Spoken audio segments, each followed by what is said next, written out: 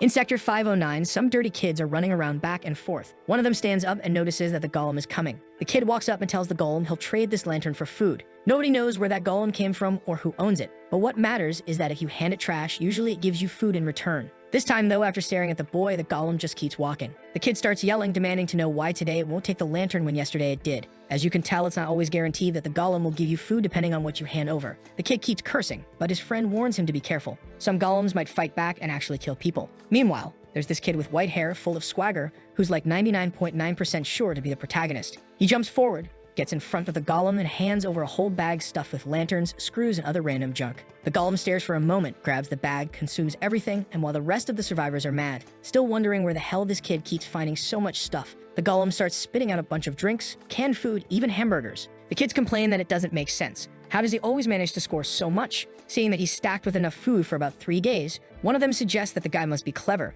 and maybe they should just take it from him. But another quickly shuts him down, saying no way, they're not messing with the coast of 17th Street. A scene then cuts to Sector 50, where the protagonist is walking while someone tails him. He notices it's 7 people, stops, and tells them to show themselves already, asking how long they plan on following him. For an apocalyptic world, this kid's pretty well fed, and one of them says Ray's senses, as always, are sharp. But he just turns around and warns Ron that he already made it clear last time. If they show up in front of him again, nobody's walking away. Ron never learned the rule about not messing with the white-haired character. He's itching for a fight and tells the kid to drop his backpack, saying that if he obeys, he'll walk away just fine. But Ray answers that he knows he's lying. The story shifts to a legend the kids in that place tell, the ghost of 17th Street. A boy with no expression who walks silently. Anyone who stared into his eyes would have their lies exposed. Ron loses it and goes in for a punch, yelling that Ray has always been an arrogant kid. Now it's time he learned to never act that way again. But Ray dodges with ease, taps his foot lightly, grabs the thing near him, and slams a hit into the guy's stomach. The first victim drops to the ground while the rest try to muster up some courage and charge, shouting to kill him. One of them swings, but Ray ducks and smashes an elbow straight into his mouth. The poor guy spits out what looks like 5 liters of blood.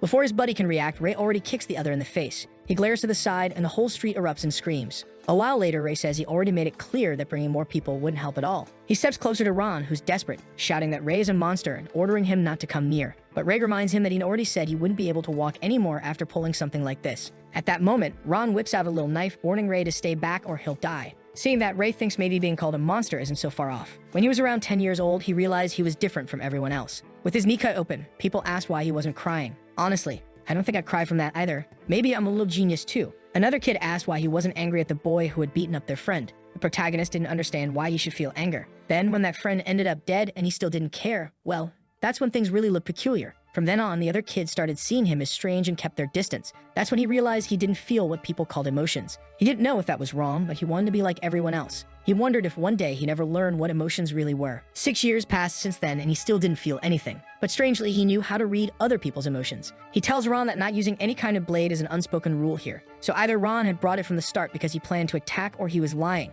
Ron insists he found it in the trash earlier, but Ray can clearly see that's a lie. Through the energy concentrated in his chest, Ray saw things nobody else could. Certain emotions carried a color of mana. Anger and love were red mana. Apathy was blue. Excitement and joy shone yellow. There are countless colors, and his world is overflowing with them all. Ron screams at him not to come closer or he'll really die. But seeing the heavy concentration of black, Ray knows the guy is drowning in fear. He keeps walking forward while Ron, trembling, orders him to stay put, backing up until he slams into a wall. That's when the protagonist declares that a liar like him deserves punishment, a promising protagonist already farming aura in the very first chapter. Looks like the kid got his beating, and now Ray's heading back under the bridge. He remembers Pale, that green-eyed boy who leads the bridge kids. Everyone rushes to him, thrilled, calling out that big brother Ray has returned. Turns out he's even got some friends. I really thought he was just another lonely kid. They squeeze together in a cramped half-square-meter hideout, and he tells everyone to put in the middle whatever they managed to gather today. The other kids, who aren't the main characters, poor things, barely brought anything at all. And Pale has no idea how he's supposed to split that up between 7 people. But just like any protagonist in an apocalyptic story,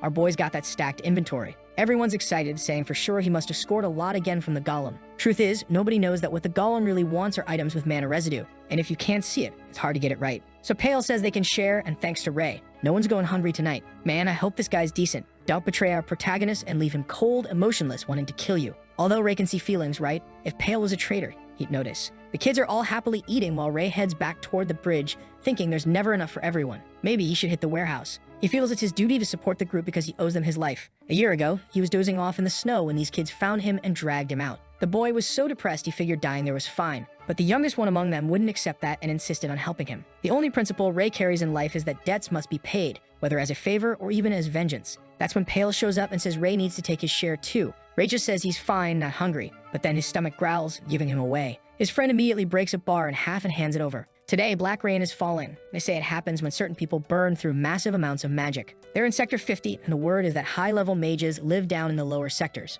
Pale insists this golem must be something sent by one of them. The protagonist figures it's just some machine, but Pale is sure it's magic keeping the thing walking. Oddly, he's emotional about it. I don't know why, but Ray agrees. That's because he can actually see that wherever the golem goes, it absorbs mana around it. The mana swirls at its core and releases black smoke. There's black smoke, then there's black rain. He isn't sure if they're really connected. But right now, there's something more important. He gets up, saying he's heading out. His friend starts to warn him not to go out into the black rain, but the protagonist ignores it and runs off. When it rains, the streets are always empty because people believe a single drop of black rain can make you sick. But Ray can generate this aura around himself, making it a lot easier to work when there's no one else outside. On 18th Street sits Hector Manco's warehouse. Inside, guys are playing poker, bragging about betting it all, while Ray listens from outside. They always do this when it rains, and now it's their turn. Inside the warehouse, mana of countless types fills the air. Ray draws a red one and manages to spark a flame in his hand. He doesn't really know why, but this was the hardest color to control. It makes him wonder if by truly understanding the emotion tied to that mana, he could create a stronger fire. But then a knife comes flying and he barely dodges it. He hides immediately. Someone sneers that the little rat is here to steal their rations again.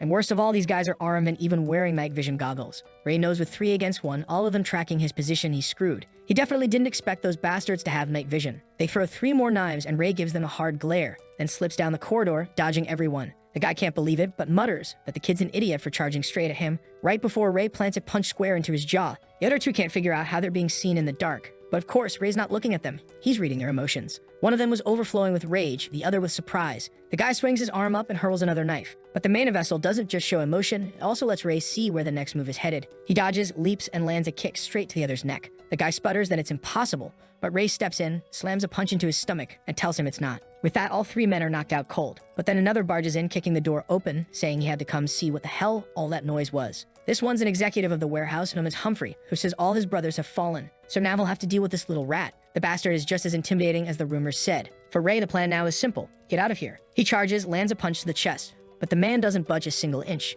In an instant, Humphrey counters with a heavy swing, forcing Ray to dodge, barely managing to step back. At least he tested him. He realizes the guy is fast and he retreats. Humphrey actually praises him, while Ray knows this opponent is on a completely different level. Humphrey comes again with another punch and Ray dodges sideways. But no matter how much he can slip away, instinct tells him there's no way to fight this guy head on. That's why he crouches low, sidesteps, plots a weak point, focuses fire mana in his hand, and slams a palm strike to the chest. Humphrey is shoved back, and by the time he opens his eyes, the boy has vanished. But the entire sector is screaming that the kid was just there, so he couldn't have gotten far. And they're right. He's crouched behind his shack, just like me camping in Call of Duty. Just as they're about to close in, someone yells there's something near the entrance. They all turn, and Ray slips the other way. Robbing Hector's infamous warehouse was insane, and he knows if they catch him, they'll kill him. He's not afraid of death. The problem is, if he disappears, where are those kids going to get food? He wouldn't be able to pay back the debt he owes. Then another comes up behind, saying he's found him, forcing Ray to run again. Eventually, he slams into a dead end. The men order the kid to stop trying to escape and just hand over everything he stole, or he'll leave with a hole in his stomach. Realizing Humphrey isn't there, Ray focuses mana into his arm, knowing he can handle these ones. The first rushes in, but Ray steps aside,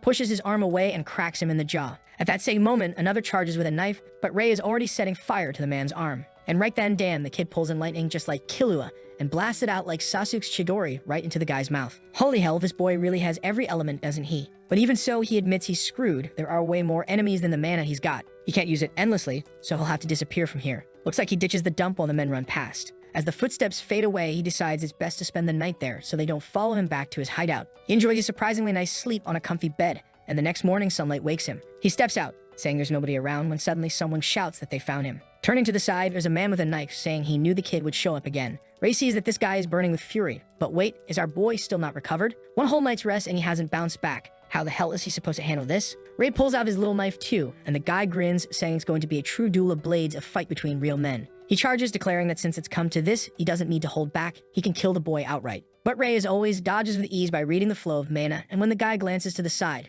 Trying to slash at him, Ray slips back once again. The problem is that sudden dodge throws him off balance, and now the man says goodbye to the kid, stabbing straight for his eye. But then a gunshot echoes through the junkyard. The man bleeds out and drops dead. A guy holding a pistol tells Ray that was pretty dangerous. He lights a cigarette and asks why Ray is causing trouble so early in the morning. This is Niles, the boss of 17th Street, the one with the American magic. He steps closer and Ray immediately asks if someone called for him. Normally, he wouldn't even be awake at this hour. Niles says yeah, he heard Hector's guys are making a mess. Then he notices Ray's coat and asks what that is. Did he take it from the warehouse? Bold move for a kid. Ray thanks him, but Niles quickly snaps that it wasn't a compliment. For Ray, people like Niles were the hardest to deal with. His emotions were so flat and monotone it was nearly impossible to read what he was really thinking or how he might act. Niles warns that if Ray keeps this up, he's going to get himself killed. He can't just go around attacking everyone. Ray answers that it doesn't matter, it's either that or starving to death. Niles then says he's already paid his debt for saving Ray, and Ray replies that he already paid him back for that too. We see what he means. A year ago, Ray pulled Niles, unconscious, out of the river. Apparently, Niles had been an executive in Sector 46, but was betrayed and executed. Ray doesn't believe he lied about it. In return, Niles taught him how to fight. Now Ray asks about that organization he'd once mentioned. He wants to join Niles. Ray's plan is to do it to protect the children. But suddenly, Niles leans against the wall, cigarette burning low, and says he knows Ray can use magic. That makes the boy suspicious, so this was supposed to be a secret. Niles figures it all makes sense now, while Ray himself wants to know more about magic. He really doesn't understand how it works. Niles explains that what he knows comes from a mage in his old organization. The guy used to say mana is in the air and you focus it to use power, but very few people can even sense it. Ray asks if the mage ever said anything about colors of mana, but Niles says no. He couldn't see it. To him, it was more like a feeling. That's when Ray realizes he's the only one who can actually see mana in the air. Niles suddenly steps in close, asking if Ray's looking to get hit. He swings, but the boy dodges again. A little later, Niles stands calmly at his side, waiting for his answer. Ray still wants in, but Niles just says no. Ray doesn't understand, but it seems Niles doesn't want the kids stuck in this place, because the closer you move toward the lower numbered sectors, the better life gets. To him, it'd be a waste for a child like Ray to stay here, making allies and growing stronger in such a dump. Niles tells him to leave Sector 50. If he wants, he can get him a car. But Ray refuses. He's taking care of the kids here. Niles then says not to worry, he was planning to start an orphanage anyway to take care of troublemakers like Ray around this place. Once more, Ray tries to read his emotions, but they're so faint it's impossible to tell if he's lying or not. Still, at least Niles was someone who always kept his word. Then the protagonist mentions it looked like Hector was preparing for war. He'd seen countless trucks full of weapons rolling into the sector. Niles says he already knows. In these parts, using weapons of any kind is basically a declaration of war. And the worst part is, Niles' crew is one of the few that charges a low tax. Which means if others take over, survival's going to get a lot harder for everyone. Niles tells our protagonist to stop thinking of him as some old gang boss, but the boy shoots back that he definitely is. Niles swings a punch, but Ray dodges. At that exact moment, a car pulls up and someone inside tells the boss they need to go. Sliding into the car, Niles warns Ray that this place is about to turn into a war zone, so he better hide. He tosses something his way, and when Ray looks, it seems to be some kind of medicine. Ray just mutters for him to clean out his ears. The car drives off, leaving Ray standing there, not really understanding much. We cut to 17th Street, Central Square. The protagonist approaches a boy who lights up,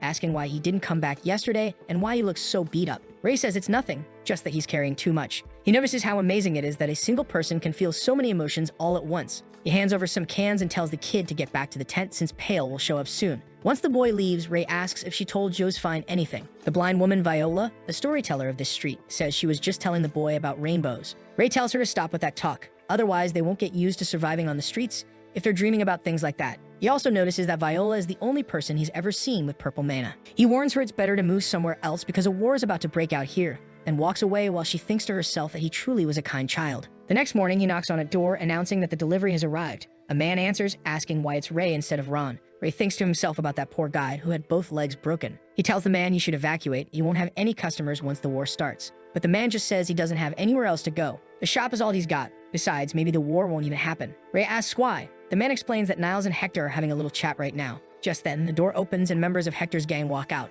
The man with the scar on his face is Hector himself. Spotting the kid, he immediately wants to know why there's a child working there. He compliments the boy's hard work, saying that's how you survive in this world. He tosses a few coins into Ray's hand and tells him to buy something to get by. With that, he waves goodbye and moves on with his crew. But the bald guy nearly notices the wound on Ray's ear, which he quickly hides under his hood. Obviously, it's the same guy from the fight earlier, right? Can't let him figure it out. Since it's dark, the man struggles to recognize him and Hector calls for him to hurry up, so they leave. But Ray is certain the man recognized him, so why didn't he say anything? Then the shopkeeper bolts inside and asks Niles what happened. Niles answers that the negotiations failed. War was coming. The man asks why, and Niles says he couldn't accept their offer of absorbing his organization. That was the worst possible choice. He only warns Ray not to leave his hideout in the meantime. And with that white hair and those huge pale eyes, how has no one recognized him? He knows that once the war breaks out, he won't have the freedom to move around. He needs to stockpile enough food before it starts. That's when Humphrey's car suddenly passes in front of him. He had never seen a car like that in Sector 50, which was suspicious as hell. He decides to investigate, following the men as they bow and greet someone.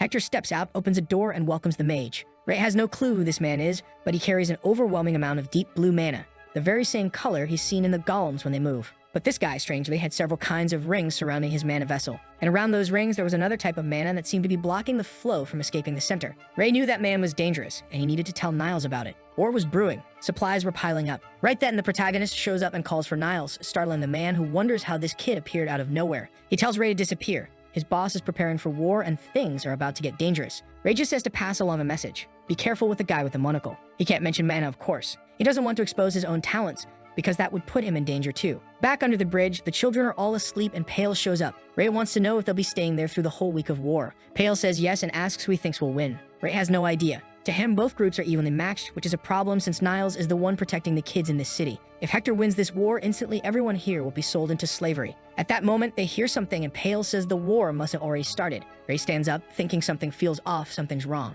On 17th Street, the war is raging freely, but against the golem, nothing works. Worse this time, the thing is gathering mana and firing off bazooka-like blasts of energy that pierce soldiers clean through. A poor soldier stares in horror, wondering what kind of hell this is right before the golem tears his head off. Damn, brutal little golem, completely insane. The man with the monocle is there, sneering that these places stink. Then he boasts that this creation of his is magnificent and orders it to wipe everything out. Back with Pale, he wonders what those sounds are and tells Ray not to go, saying things feel strange this time. If Ray goes, they'll all go with him. But Ray insists no, Pale should stay there. Then another child wakes up, asking what's happening. Pale gently strokes the boy's head and tells him to go back to sleep, that it'll all pass soon. He then tells Ray fine, he'll watch over the children, since they can't be left alone. But Ray must not go too far, just come back once he finds out what's going on. And honestly, it feels like a wife sending her husband off to war. That husband, now standing in the middle of flames, watches as the city has been ripped apart. Soldiers lie riddled with bullets, dead on the ground. He finds the red-haired man and asks what happened. The man stirs, telling Ray they brought a golem. Looks like the monocle guy managed to control it, and despite having nothing left from the waist down, he's still talking. He tells Ray not to throw himself into this war, that it's better for him to run away. Then he faints. Ray covers his mouth and mutters for him to stay quiet because the protagonist will handle things. A lie. He only means Niles' group is doomed, so he has to lend a hand. At the same time, back under the bridge, the children are all dead. My god, what just happened? Pale is holding one of them while the golem blasts a raisin gem straight into his mouth. Why? The poor kid is about to be sent off to the afterlife, begging Ray not to return. And all of this just so our protagonist has the reason he needs to move up to the next street, the Author. Now the boy is standing there seeing clearly that he came too late. Bodies everywhere, each missing pieces. I didn't think this story would be this violent. It's downright brutal. Then an explosion erupts behind Ray. He spins, rushing toward the spot, remembering that's where the tent was. And sure enough, he arrives just in time to see the kids hit by a mana bazooka. When the smoke clears, all that's left is rubble and blood. And that's it. Our boy is about to launch straight into the evolution arc, throwing himself at the golem, but he doesn't stand a chance. The golem notices him instantly, turns like the machine it is, and slams a boulder into his stomach, smashing the kid against the wall. Damn, you better run. This golem rips people apart. But Ray is whispering to himself that he has to make sure everyone's okay. And then come the flashes of memory. Everyone smiling, calling him Big Brother, saying they like him, waving goodbye. Pale's expression changes, saying he never wanted Ray to come back. And yeah, of course, everyone's lying dead on the ground. Lohane and Layla wake up. Now you tell them their names. Now that everyone's already down, the protagonist stands there, fists clenched, saying he still hasn't paid them back for everything they did for him. But then they hear a sound nearby and another dark Rasengan is being charged up. Ray is certain the golem is the one who killed them all. The children under the bridge, Niles' entire crew. And he swears he'll avenge them. Not sure how though, because that giant golem is right there charging a final attack that won't leave even his feet behind to tell the tale. Then, out of nowhere, modernity wins. Someone rams a car straight into the golem, sending it flying. Niles steps out of the car, calls Ray's name, and runs to help him. Pretty clear he's about to die too, right? He asked about the children, and Ray just says it's over. Niles looks to the side and sees the carnage. He apologizes, saying it's because he was too late, but the protagonist answers that it's not his fault. And then suddenly, they hug, like some tragic romance scene under the rain. Looks like the car really did kill the golem. Shut it down completely. Where's that beast now? The two of them hide out, and Ray asks about the subordinates. Niles answers that obviously they're all dead. Hector brought in a mage from another region. Ray wants to know what they're going to do. Niles says they'll head back to the street and look for other survivors. And right there, damn, I jinxed it myself. Asked about the golem, said he was going to die, and of course, they end up in the same frame. Good job, me. But honestly, why were they standing around talking right next to the golem? Disaster. And sure enough, the bastard goes down with a smug grin, making Ray faint. Ray comes to, asking what just happened. Turns out that Rasengan Blast caught him. He remembers every moment with Niles, and his heart starts glowing red. The boy unleashes that aura, and the golem swings again while Ray swears he'll kill them all. Nobody's left in the story we knew. just the protagonist, telling himself that if this is a dream, he wants to wake up now. The golem stretches its hand once more, but now it's Ray's turn. He's forming that blazing fireball. The monster keeps charging its rays again, while Ray builds a red vortex. The two energies collide, exploding everywhere, as the protagonist swears he's different from the golem. He's human with emotions, and then comes the massive blaze. What the hell?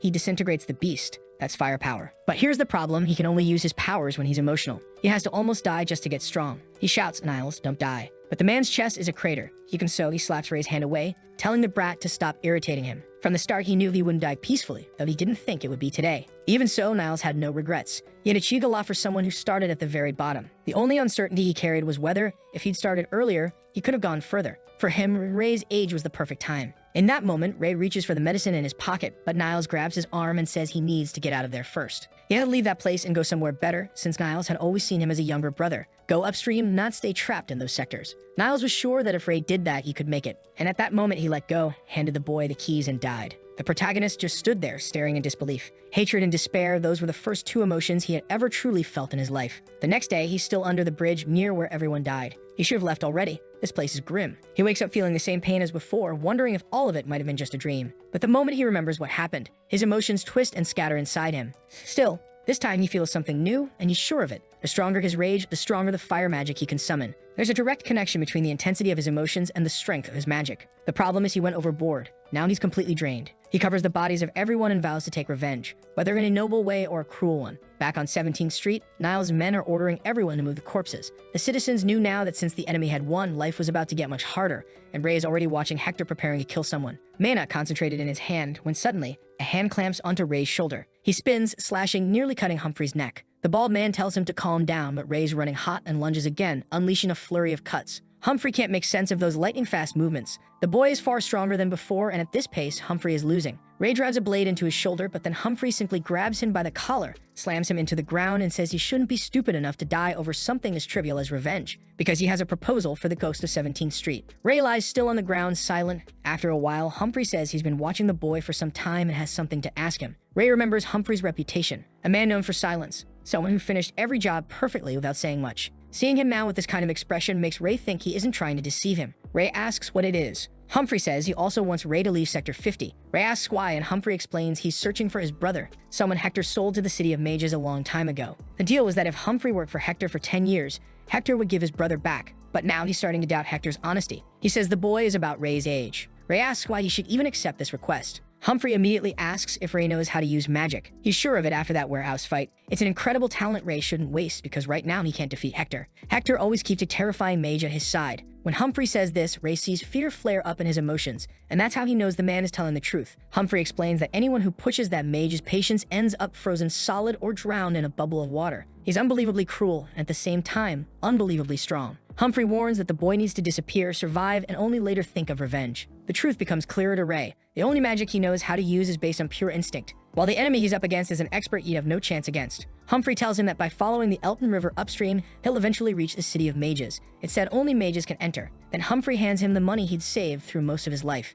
Inside it, there's also a paper with his brother's name and description. Ray can't understand why Humphrey is handing him money and everything else if there's a chance he won't even keep the promise. But Humphrey says he's been watching the boy for a while and knows he never breaks his word. On top of that, he's certain Ray has enough skill to climb up into higher sectors. Suddenly, he grabs Ray by the shoulder and tells him he has to decide quickly before the other members see. The protagonist takes the money and says fine, but Humphrey has to take care of the bodies under the bridge. Humphrey answers that of course he will, and with that, Ray leaves, saying one day he'll be back. And sure enough, he runs like hell, exhausted but lucky no one followed. That's when he sees Viola again. He tosses her a coin and says he has a question. He doesn't have much time, so it has to be quick. She asks what it is, and he asks if it's true that if you find a rainbow, you can make a wish. He remembers one of the kids who heard this story from her said that sometimes a rainbow appears with countless colors that actually reach the ground. If you find that spot, you can make a wish. The protagonist thinks it sounds strange, but the boy kept insisting he had to believe it was real because he heard it from Viola, who swore it wasn't a lie. The woman then says it's true they exist, but whether you can really make a wish or not, that's another matter. Ray notices that, as always, there isn't a tremor in her mana. It's always purple, and he can't tell if she's lying or if it's something else entirely. Still, he grows curious, because Humphrey had said that Mage who showed up was also searching for a rainbow. With her saying this too, Ray is sure that wherever it can be found, it must be valuable. He then asks if finding a rainbow could bring back the dead. She shrugs it off, but knows. They say any wish could come true. The problem is no one knows where to find one. It's as if they're infinitely far away. Protagonist, just a warning, I've watched Full Metal Alchemist. You can't revive the dead. Don't go down that road. The boy thanks her and takes off running. Now he's at 23rd Street, Sector 50. The place Niles had marked on the paper is right there with the car parked out front. Just as he's about to get into the old man's car, someone shows up. It's that same guy from before, demanding to know where Niles is and if Ray was ordered to take the car. Ray doesn't have time. He knows this area is crawling with Hector's men, so he grabs the handle and climbs into the car, but the guy sprints over and grabs the door. Ray struggles, drained from using too much mana earlier, but now he doesn't hesitate. He pulls the trigger. Bam, right in the forehead. Damn, that was badass. He floors it and speeds off. Now he's leaving Sector 50, heading upstream. But he stops in what looks like a dump. He checks the trunk. Damn, Niles stocked a whole month's worth of supplies. But Ray says you won't reach the next sector for days. What? They're that far apart? Even at full speed, it'll take forever. First, he needs to find more information about magic in the next sector. At this point, what he knows is that there are two types of mana. Red mana, which can be used without preparation, and other types that require combining different colors to function together. Mana, obviously, isn't easy to manipulate, but he's able to focus on certain emotions and channel them more easily. He thinks of his dead friends to focus his rage, but the mana fizzles away. That's still his limit. 1 second of lost concentration and everything collapses. So he decides to try combining the manas available in the air. He pulls in a large amount and tries to form a sphere, but it too unravels. The problem with mixing those things is that certain emotions and colors repel each other, so if one touches the other, everything collapses. He has to concentrate hard to make it work. On the other hand, there are combinations that always succeed, so he needs to study them gradually. Before, survival was the only priority. He needed food, but now things have changed. Now he has a reason to learn all of this. The next morning, he speeds up the car, stops to drink some water, and trains a little more with mana at night. He practices with a bit of cold mana, tries out a small flame, and even manages some stone formations. Already exhausted, he decides it's time to stop, wondering if there's a gentler way to draw mana without draining so much from the surroundings. It would be much easier if he could store mana inside himself and use it whenever he wanted, just like that guy with those strange rings around his mana core. Either way, he decides to focus on figuring that out once he reaches Sector 49. Meanwhile, back in Sector 50, everyone is rushing around searching for something. The monocle man asks if they found it, but someone says unfortunately not. They've searched everywhere, but the golem vanished. When they insist they'll keep looking, he suddenly points something at the man's head. At first I thought it was a gun, but no. He says, "Take my cane." The man touches it, and instantly his whole hand freezes along with the rest of him. Why the hell would you touch it? Should've just run, and then shattered to pieces. That's it, broken apart completely. At least try escaping. The villain still mutters that he's useless, and honestly, he's right. Then they find an area completely destroyed, and one of them brings what looks like a fragment of the golem. The monocle man notices there's mana lingering in the air, meaning someone cast magic strong enough to leave behind that kind of trace. He follows the trail, sensing the mana pooling in a corner, and asks who used to live there. Someone explains it was the orphans and street kids. He's surprised, saying they must have been hiding there to avoid the war. But he refuses to believe some random orphan could have used a spell like that. Suddenly, he starts ranting, wondering how anyone could comprehend one of the countless, endless magical combinations that exist in the world. To him, it's impossible. So he concludes another mage must have come from a different region to destroy the golem. His men are ordered to find the intruder, while he himself will keep watch in case such a person really exists. Because if an orphan managed to do this, he could become an archmage the world has never seen. Meanwhile, Ray arrives in Sector 49. We see a flashback of a conversation with Niles, who once said that Sector 42 looked much the same. The big difference was that the streets were wider and the buildings taller. Beyond that, everything was similar. You had to descend much further into the sectors before seeing a dramatic change. Now Ray stands at the entrance of 49, realizing the place really is massive. Walking through, he sees kids scavenging trash and wonders where the golems are, or if they only exist back in 50. He strolls through the city, hearing people talk about mining, cooking, and drinking. He notices he's on 36th Street, which seems to mean this place has twice as many streets. Right now, the important thing is to gather information about magic, especially about the mana vessel and those rings he saw. Of course, he also needs to learn about prism colors and, hardest of all, figure out how to get some money. He still has what Humphrey gave him, but he doesn't know how long this journey will last. And at that moment, he comes face to face with Veronica's bookstore. But Ray has no idea what a bookstore even is. In the past, we see that it was Niles who taught him how to speak and write, but only in the most basic, rough way. He knows enough to communicate, but bookstore is way beyond what the boy can grasp. He steps inside and realizes the place is full of squares with letters inside them. Then suddenly, a girl appears from an upstairs window, shouting that the bastard breaking things to steal books is back again. She tells him to get out right now and demands to know why he's robbing. Ray only understands that whatever's being stored here, it must be this thing called a book. While she keeps yelling, saying she won't repeat herself, he notices her aura shifting. Red for excitement, yellow for joy, then discomfort, irritation, and anger. He wonders how it's even possible for someone to feel all that at once. The girl warns him to move aside because the adults are coming down and they'll finish him off. He just replies that she's weird. That only makes her angrier, and she snaps that her grandfather will deal with him soon enough. Ray decides to ignore the crazy girl and keeps walking through the city. As usual, there are eyes on him. He notices those people are watching carefully cautious. Obviously, he's a stranger in these streets and drawing attention, so he knows it's best not to provoke anyone. After all, this place isn't much different from Sector 50. Back at the card, he spent the whole day wandering through the city but hasn't learned a single thing about magic. Tomorrow, they'll have to search in other areas.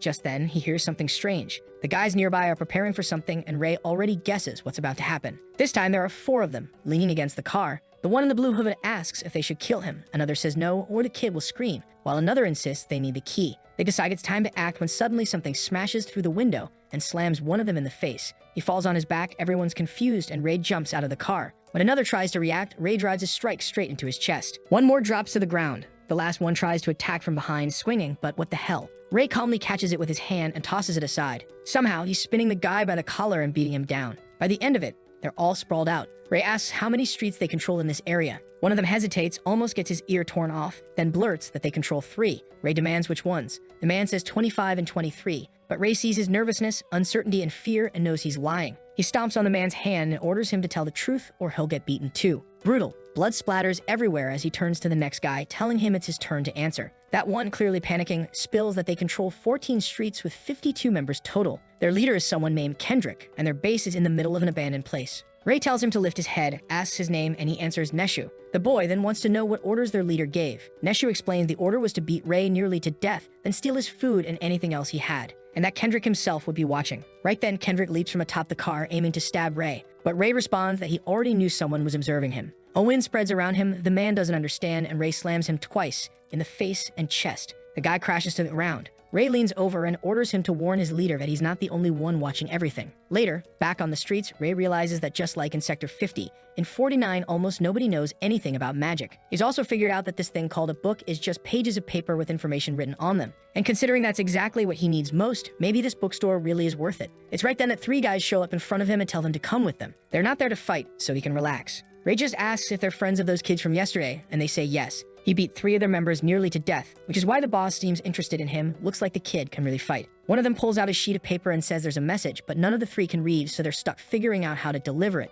Ray snatches it from their hand, and they're shocked that he can actually read. Street kids aren't supposed to know that. The note invites Ray to work for their boss, promising he'd never go hungry again. The trio asks what it says, but Ray just wants to know how the leader is chosen. They explain it's through fighting. Whoever's strongest becomes the leader. Right away, Ray tells them to take him there. Obviously, he wants to meet this leader, who's definitely getting a beating. They arrive at Kendrick's abandoned factory. One boy in front says just to go inside. They walk through some corridors until they reach the back where a fire burns and a bunch of kids are gathered. The one sitting in the chair stands, saying now he knows who this is. He introduces himself as Kendrick, adding that Ray doesn't look too bad in a fight, but he's still going to get beaten, no doubt. Or maybe not, because for the first time, Ray sees something he's never seen before, mana spilling out of trash. But never in his life has he seen such an absurd amount coming from a single item. Kendrick tells him to sit down, saying he didn't call them here to be an enemy. Still, there are plenty of kids standing around staring. The protagonist notices that for his age, Kendrick is surprisingly skilled at displaying his power. Kendrick asks where Ray came from. He's never seen him on this street, but hears he arrived by car. When Ray enters Sector 50, the whole place gasps.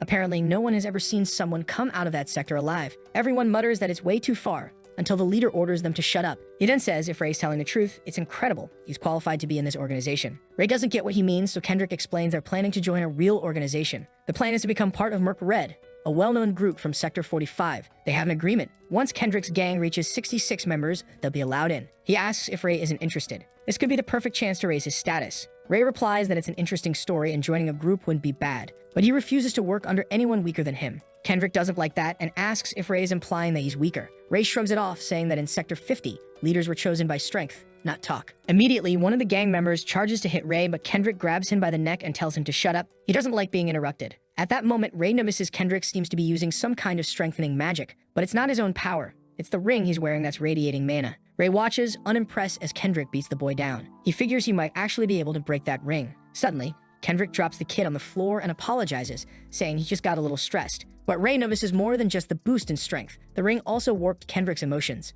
Ray steps forward, telling them to continue this nonsense about him being weaker. He flatly agrees Kendrick is weaker, and in an instant, something slices through the air, nearly hitting his head, as Kendrick orders him to repeat that. He turns to his allies, asking what they think. Terrified, they stammer out that of course he's stronger than this boy. What the protagonist notices is that the ring reacts to Kendrick's emotions, and more than that, it seems Kendrick himself has no idea what the ring is actually doing for him. Kendrick cracks his neck and says fine. If the kid wants to see his strength, then so be it. Ray answers that yes, they should fight for the leader's position. And if he loses, he'll work under Kendrick. But Kendrick says the fight will happen in a week when everyone is watching. Ray points out that everyone's already here. Then Kendrick explains he wants the other gangs to be present too, so everyone will know without a doubt who is stronger. Ray agrees, then asks where he got that ring. Kendrick just says he'll find out the day he loses, but unfortunately for him, that day isn't coming. The next morning, Ray is still wondering what that ring is all about when he suddenly feels something approaching and spins, grabbing a stone. One boy demands to know who gave him permission to walk around here. Others show up, saying he must have lost his mind. He shouldn't even dream of wandering through this place. They're about to say more when Ray cuts them off, telling them to shut up and fight already. And soon enough, they're all lying beaten on the ground.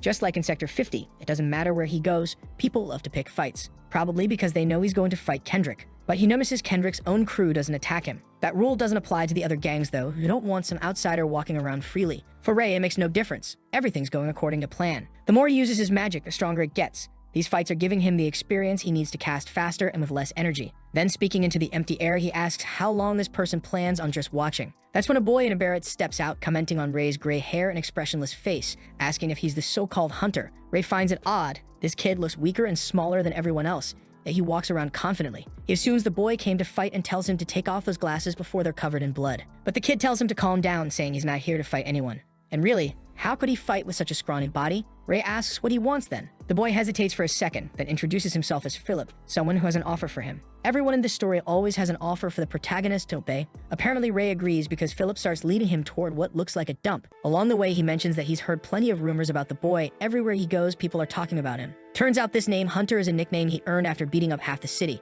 Ray thought people were mistaking him for someone else. When they arrive and Philip opens the door, Ray is stunned. The place is full of people. It's not a dump at all. This is Hotel Philip, and he's the owner. Damn, the kid's a businessman. Ray notes there must be about 100 people inside, but Philip corrects him. It's 186, including those who work outside. The protagonist realizes everyone there has something in common, and Philip asks how he noticed. Ray replies that all of them are people who wouldn't be accepted in other groups. Skinny, weak, the kind who get crushed in any fight. Philip praises his sharp eye, but explains further. Yes, they have some strong fighters, but those ones are busy in the mines. They also have quick people, but they're working with food. Basically, they take on all kinds of jobs. And to keep their group from being harassed, they pay fees to other gangs. Sometimes they need extra workers, and that's how everything runs smoothly. Meanwhile, Philip manages the hotel itself, providing shelter. Ray asks if it was really him who pulled all of this together. Just as Philip is about to explain, someone calls his name. A boy named Jonathan comes running in, saying that restaurant is working perfectly now. Nobody's bullying him anymore. He pays the month's rent, and Philip thanks him. Then Philip grabs a ledger and starts jotting something down, while Ray sneaks a look. Philip snaps that everything has to be recorded right away. Seeing Ray's curiosity, he hands it over for him to check. Inside, Ray finds his own description. Hunter, the boy from Sector 50, along with an extremely well-drawn sketch. It's clearly marked in red, approach with caution. Philip is stunned that Ray can read. He thought the kid would just stare at the book without understanding a thing. Now he's apologizing for having tracked him so closely. Ray hands it back, saying it's fine, it doesn't bother him. A while later, they arrive at the door of a room, and the guard there looks confused, asking who this kid is. They can't just let anyone in. Philip explains this is the hunter everyone's been talking about, and today he's their guest. Inside, Ray sees what looks like a luxury mansion. Damn, the kid's really collecting money. Ray himself isn't sure if Philip's good or bad. Ray says he heard rumors about this place and thought it was all lies. Philip explains the most important thing in business is people's trust. Money can always be earned again, but once you lose your credit on the streets, you can never get it back. Ray cuts in, telling him to get to the point. What's his proposal? Philip is trembling, thinking Ray's kind of intimidating, but he forces himself to push through his fear, because if he wants to profit, he has to. He says again he has a genuine offer. He wants Ray to become his business partner. That's after Ray beats Kendrick and becomes the new leader. In other words, Philip has already assumed Ray will win. As always, Ray analyzes his aura and sees the boy is full of courage. He even asks if Philip doesn't think there's a chance he might lose. Philip admits of course it's possible, but he thinks Ray has a high chance of winning. Ray asks why, and Philip says it's just a hunch. Like Ray, he likes to observe people. After analyzing so many behaviors, he's developed a sharp sense for how things work. He notices the smallest details. For example, every time Ray talks to someone, he strangely looks toward the center of their chest. Philip can't figure out why. Maybe it's some trauma, or maybe Ray just doesn't like looking people in the eyes. Still, he drops the subject. Ray, stubborn as ever, wants to know what other habits Philip has noticed and how many. Philip agrees and explains he's seen that every time Ray turns a corner, he steps first with his right foot, probably preparing to strike with his right fist as well. He's also studied the way Ray fights. Hearing all this, Ray is impressed. This boy figured out so much so quickly. Most people only see him on the surface, scary or cold, and usually that's all they think of him. But it makes sense. Anger and sadness are the only emotions he can feel. and even those he has to force himself to focus on. Maybe Philip, with his sharp observations, could actually help him understand emotions better. Philip goes on, saying Kendrick has the bad habit of getting emotional during fights, while Ray seems to keep analyzing all the way through. That alone makes him different. Right then, Ray accepts the partnership. Philip starts to explain about the offer and payments, but Ray cuts him off, saying he'll be the one to decide that. Philip nods, fine, deal made. But then the protagonist adds a condition. Since Philip clearly has plenty of connections in this place, he needs him to find something for him. To be honest, Sector 49 isn't that great. Sure, it's all garbage heaps around, and yet this one kid is living the good life. 2 days later, our boy is back on the streets, sleeping under the car. At first, I thought it was him tinkering, but no. It's another kid helping him out, saying the car really does prove he came from Sector 50. The thing is busted, worn down. He also compliments Ray for already managing to become friends with Philip. They rarely send someone as skilled as him. Then he asks for some tools and a certain screw, and Ray uses his magic to fetch it. The boy notices how it kind of just dropped to the side and wonders when Ray even brought that out. Ray doesn't answer, just stays quiet. After a while, the kid looks beat. Man, this world is only full of children. It's like Neverland. Kids fixing engines, running hotels, while I'm here old and washed up, doing nothing but making YouTube videos. Maybe I should get a real job. The boy goes on, saying he rigged the part to cool the engine down and warns Ray not to tell anyone, but he used one of the most expensive ones. That's because it was Philip's request, and Philip's seen as everyone's savior. Without him, he'd never have gotten work. Ray notices at the very least this kid is popular. Then the boy pulls out a sheet of paper, saying Philip told him to deliver it. The message was too complicated to memorize, so he put it in writing. He waves goodbye to Hunter and says they'll see each other again. We see that the information Ray asked Philip for was obviously about mages. Philip had said fine, he'd start right away. Ray wanted every detail, and Philip told him to remember who he was dealing with. Now looking at the page, Ray can't believe he gathered all this in just 2 days. The notes mention 2nd Street. A man called Wolf Bakers, 42 years old, seen carrying a heavy backpack with one hand. 8th Street. At Kenny's shop, a man 23 years old. So basically, he's tracking down people who might be mages. At least that's what it looks like. Then Ray spots something worth checking. Out on the street, there's a cook carrying boxes while Ray watches carefully. He's searching for people who have those rings around their hearts. The first man is crossed off the list. The second, when a steel pipe was about to fall on him, suddenly a gust of wind knocked it aside. Strangely, the man didn't even flinch, so everyone suspects he used wind magic or something similar. Ray thinks this one might be worth investigating. But when he reaches a shop, there are guys complaining it's closed. The one on the right says, of course, it gets stoned every day. The other responds they're supposed to keep throwing stones, that's the job. Their pay will double if the place gets put up for sale. Then one of them, holding another rock, says this time they'll smash the upstairs window and force whoever's inside to leave. Just as he's about to throw, the red-haired girl from before appears, ordering them to get lost. She says she heard everything, knows they're throwing stones on purpose, and tells them they'd better disappear. Ray notices she's brimming with courage and anger, but at the same time there's a trace of black mana. She's afraid. The boys taunt her, saying they can tell she's scared. She insists adults will come, right before a rock nearly hits her in the face. One of them mocks her, saying they know perfectly well there's just one old guy there, not a whole crowd ready to deal with them, so she should shut up and leave. He hurls another rock, aiming for her face, but Ray moves to step in, and then the redhead herself raises her hand and uses wind magic, making the rock drop to the ground. Ray has found the mage he was looking for. He slips back into hiding while the boys stand there confused, wondering what just happened. They convince themselves it was their imagination and prepare to throw another stone. Ray, of course, is certain that was magic. The guys jump to the other side, tell her to stop pretending, and throw 2 more rocks. This time, she's clearly out of energy to block them, so it's the protagonist's turn. He does the same thing, only the stones don't just fall to the ground. No, they bounce straight back into the faces of the idiots who threw them. At least he managed to send the magic, though it fizzled out at the end. Looked like it came through his hand. He looks at the girl and says it's been a while since they last saw each other. With that, the 2 bullies get beaten down and tossed into an alley. She thanks him for defending the place. He says it's no problem, but he's here to ask her something. She says the same, and then they both end up asking each other if what they used just now wasn't magic. Realizing they asked the same thing, she tells him to come inside so they can talk. Inside, she introduces herself as Veronica, and he says his name is Ray. She apologizes for yelling at him that first time she thought he was one of the kids throwing rocks. He tells her not to worry about it. All he wanted back then was to take a look at the library. That had been his only intention, but he never imagined he'd actually find a mage here. After sitting down, he asks where she learned magic and if it was her grandfather who taught her. She says yes, of course, since he's a mage. Ray wants to meet the man, and she says fine, he's upstairs. But first, they need to deal with the cut on Ray's face. He insists it's nothing serious, but she does the classic. Puts her hand on his cheek and uses a healing spell. She says it's taken care of, but Ray wants to know how she did it. He noticed she was channeling a strange white mana, moving it around.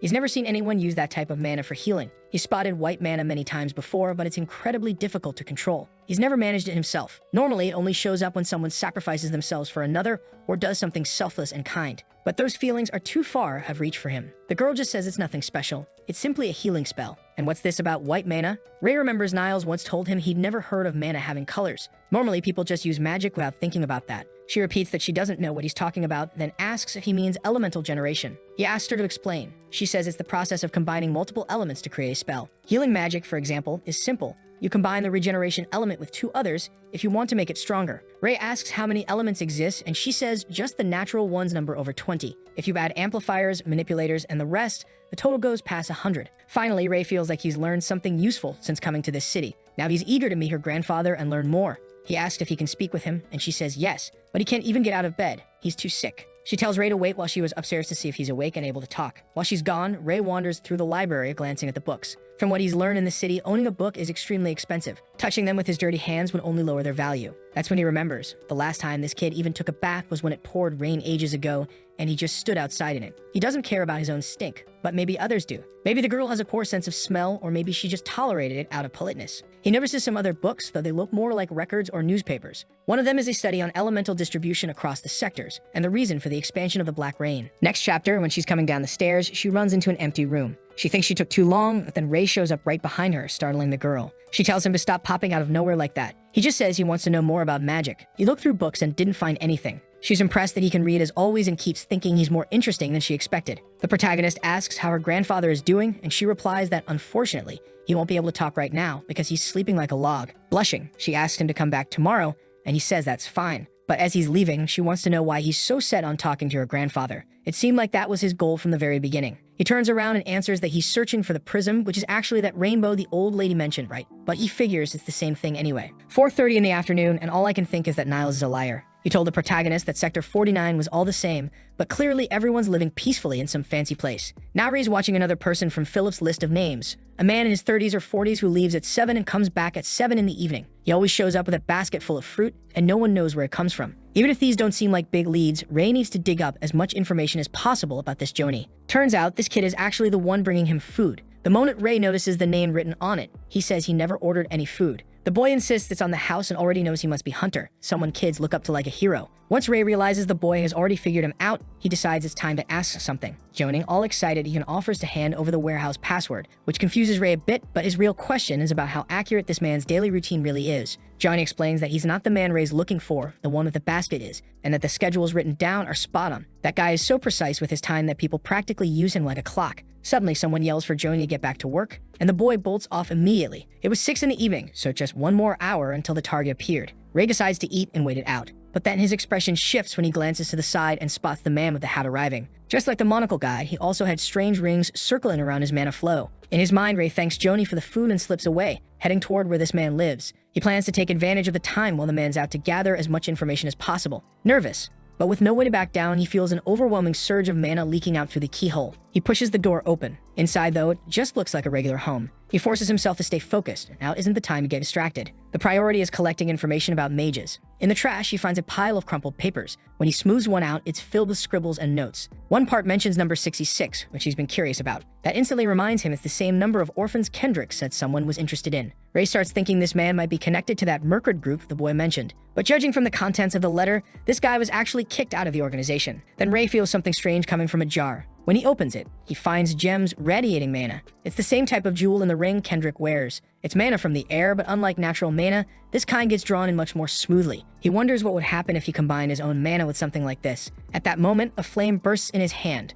the strongest he's ever created. Normally, it would take him more effort and more time, but this time it came so easily. Then footsteps echo down the stairs. He quickly clenches his fist, hiding the flame just as the man with the hat comes back in, grumbling that he can't believe he forgot his wallet, calling himself dumber every day. He mutters that this is why the organization abandoned him. Apparently, he talks to himself a lot, and then mentions to Walter not to worry. Once he finishes this job, he'll return to the group. As he climbs the stairs again, Ray thinks the man is leaving, but suddenly, the man halts and says he feels like he needs something else from this place. He turns, staring straight at the protagonist, and says he needs rat poison. Ray draws his knife as the man remarks that he knew someone was hiding there. He goes in for a slash, and damn, it looks like he actually landed it, because the guy had to fall back. He slammed his hand against the wall in frustration, demanding to know who Ray was, asking if he was that cursed assassin from the organization, and if they were underestimating him so much that they'd send a child. He had no idea how the kid even got the door open, but Ray just kept advancing on him. The protagonist's intention was clear. Defeat this man and force him to spill everything he knew since things had come to this point. But the guy blocked Ray's knife with his bare hand,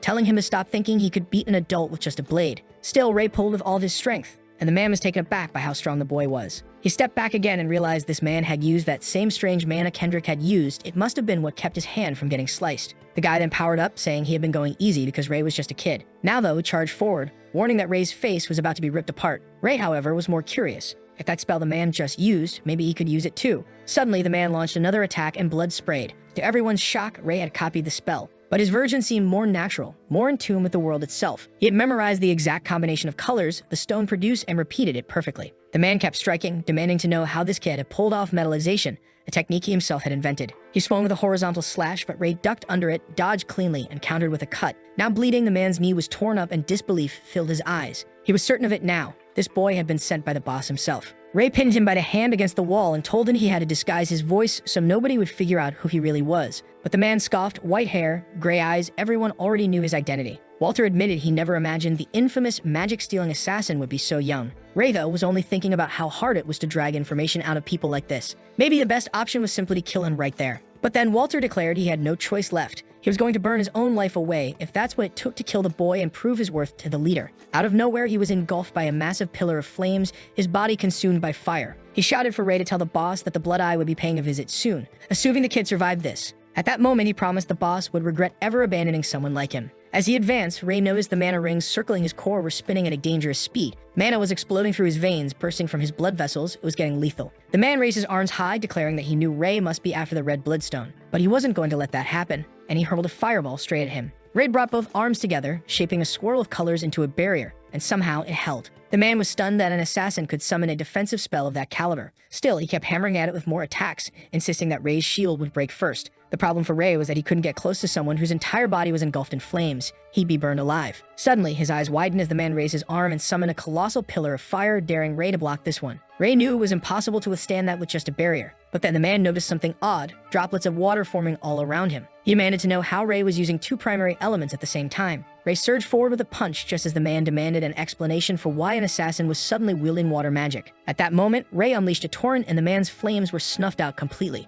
The next instant, Ray staggered outside. Exhausted, blood dripping from his nose, he had clearly pushed himself to his absolute limit. His mind was clouded, overwhelmed, but even then, he was left stunned at just how powerful that magic from those stones really was. The mana flowed calmly, everything blending together much faster. This thing was definitely powerful. He had no idea how strong it must be to have those rings around the circle. At this pace, it was more than clear he couldn't defeat that guy with a monocle, the one covered in rings with glowing spheres. Still, with enough time, he would grow stronger and uncover everything he needed. He figured something bad could happen, and that's why he stole a few of those little stones when he was hiding behind the door. The next morning, he arrived at Veronica's library. She was all smiles, welcoming him in while he carried that aura around. She immediately asked where his coat was, and he told her he got rid of it. After all, if he kept walking around in the same clothes he wore when he was attacked, it would only make him look more suspicious. Veronica then said she had spoken with her grandfather about how the boy had used magic to help everyone. And on top of that, she mentioned he was searching for the prism. The protagonist, however, noticed a couple of children peeking at him from one of the rooms. The door shut, and Veronica explained they were her siblings taken in by her grandfather from an orphanage. Their names were Molta and Jolfine.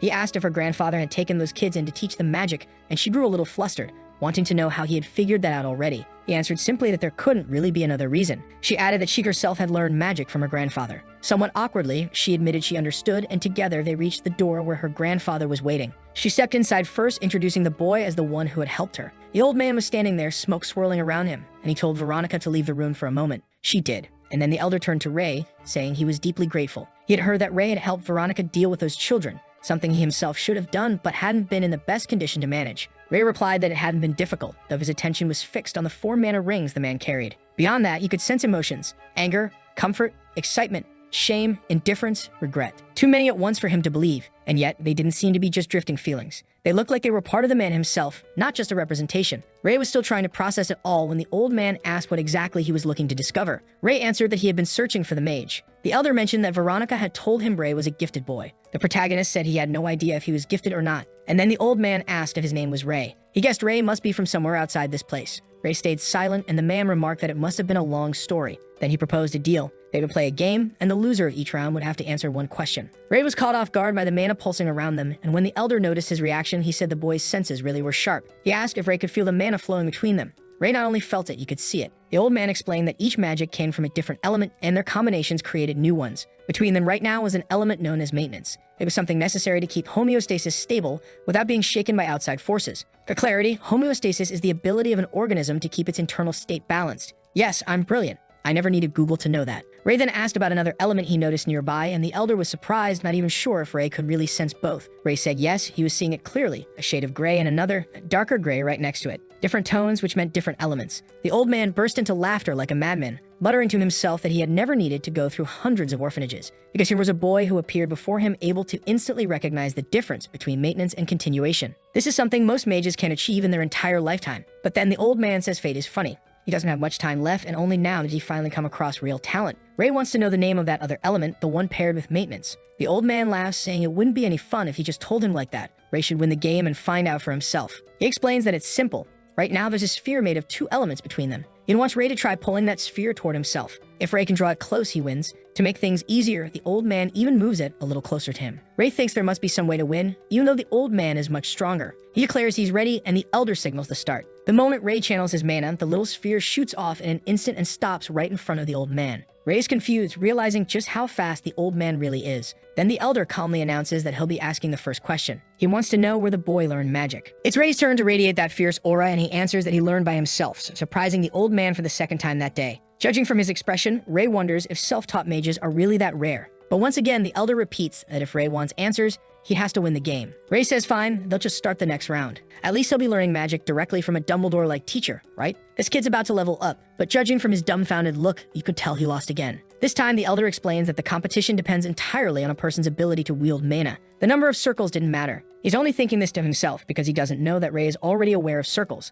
The protagonist realizes that at this pace, he's giving away all his own information while gaining nothing. He's fallen right into the old man's trap. He needs a different approach. The elder extends the sphere again, declaring it's time for the next round. Both of them unleash their mana, the air around them turning intense. Suddenly, Ray flings his hand to the side and activates something. The elder immediately notices the shift, saying the boy changed tactics, and this time he actually wins. I don't know if he threw water or a gust of wind in the old man's face to make him blink, but Ray points out the elder never once said he wasn't allowed to distract him. So the elder tells him to go ahead and ask. Ray wants to know, what exactly is mana? The old man chuckles at such a basic question and explains mana is the most fundamental element of all things in the world. It's what they're made of. No one can see mana, and no one can touch it. But just like how thunder strikes or fire burns, people can observe its movement through secondary phenomena. And when you stop to think about it, he's right. You can't really touch fire. If you try, there's nothing solid there. Lightning is the same way. We're learning something here, folks. The old man continues, saying only a small portion of humans are born with the sensory ability to perceive mana. But feeling mana doesn't mean being able to use magic. That's because the talent to sense it and the talent to manipulate it are completely separate domains.